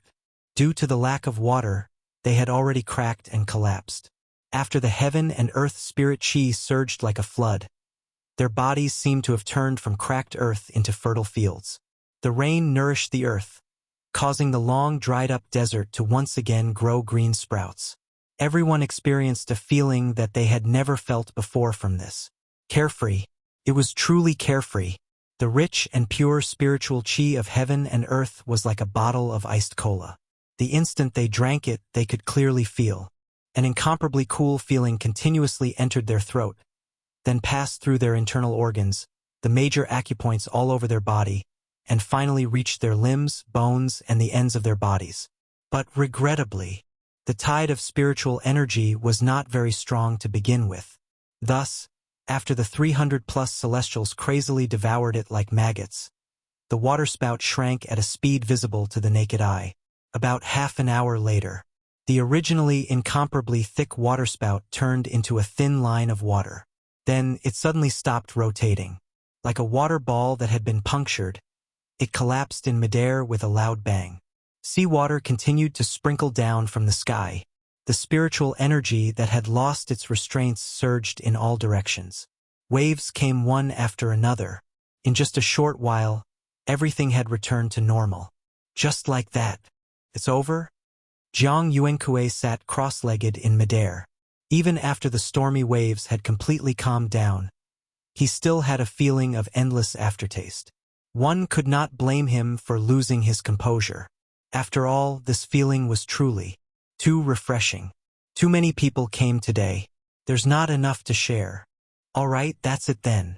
Go back and properly enter seclusion for a while. Carefully savor the subtleties of this. You should be able to break through to Celestial very soon. Seeing that everyone seemed to want to continue, Jiang Zhengqing, who had experienced it before, couldn't help but laugh proudly. After laughing for a while, Jiang Zhengqing suddenly realized a problem. Perhaps the old ancestor had already anticipated the crux of the matter. That was why he made such a big show of making an enemy out of Tiandu. The tidal wave had already receded. The Jiang clan's heavenly clansmen stood up and prepared to return to Daiyu Island. Everyone seemed to be too preoccupied with the feeling just now, so even Jiang Zhengqing didn't notice it. Not long after they left, a figure suddenly rose from the sea. This was a young man in his early 20s.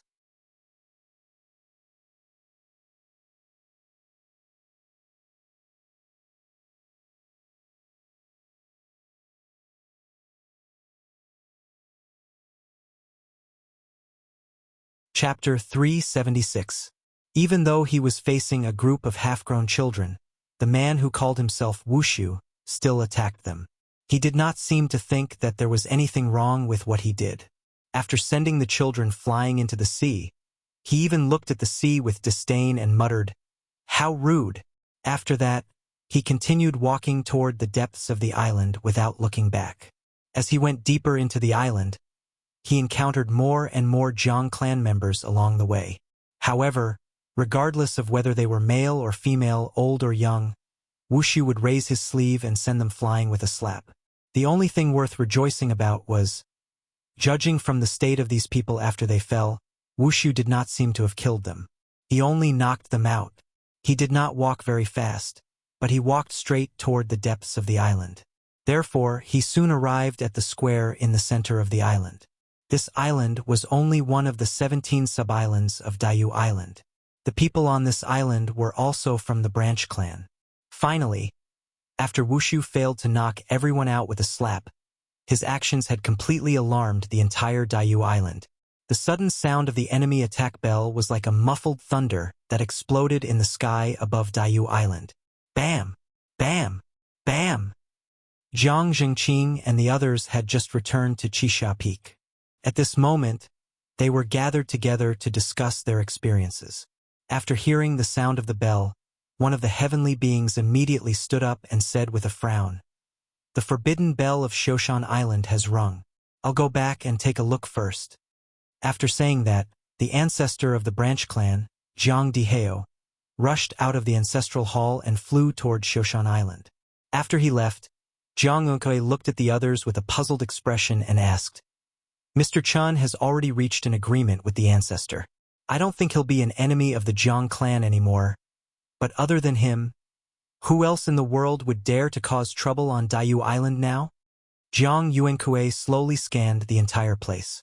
However, everyone seemed to still be reminiscing about the spirit tide just now. Therefore, many of them even had faint smiles on their faces. However, they could not be blamed for being arrogant. After all, this was the most powerful time in the past 1,000 years for the Jiang clan. More than 300 celestials. The last time she came to cause trouble, everyone was still in seclusion on Heron Island. So even Chun, she had not truly seen the Jiang clan's foundation. Now that everyone had just returned from the spirit chi tide, all the celestials were gathered at Serene Afterglow Peak. But there were still some ignorant fellows who dared to jump out and cause trouble. Isn't this the same as hanging an old man? Is he tired of living?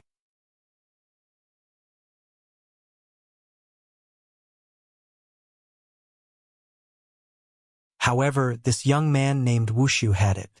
This also meant that, no matter what his cultivation was, his status in the outside world was higher than Baihong's. Chun, she understood this principle, but Zhang Dihao didn't. Therefore, the moment he rushed towards Wuxia, Wuxia also waved the small yellow flag in his hand. At that moment, Zhang Dihao didn't sense any fluctuation of spiritual energy, so he was even a little curious about what this young man was doing. However, the next second, the whole ground cracked open. The floor of the square collapsed and shattered, and hundreds of earth spikes suddenly protruded from the ground.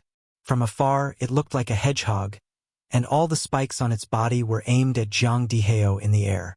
Zhang Dihao didn't have time to react at all, and these hundreds of earth spikes all shot towards him. The speed of the earth spikes was very strange.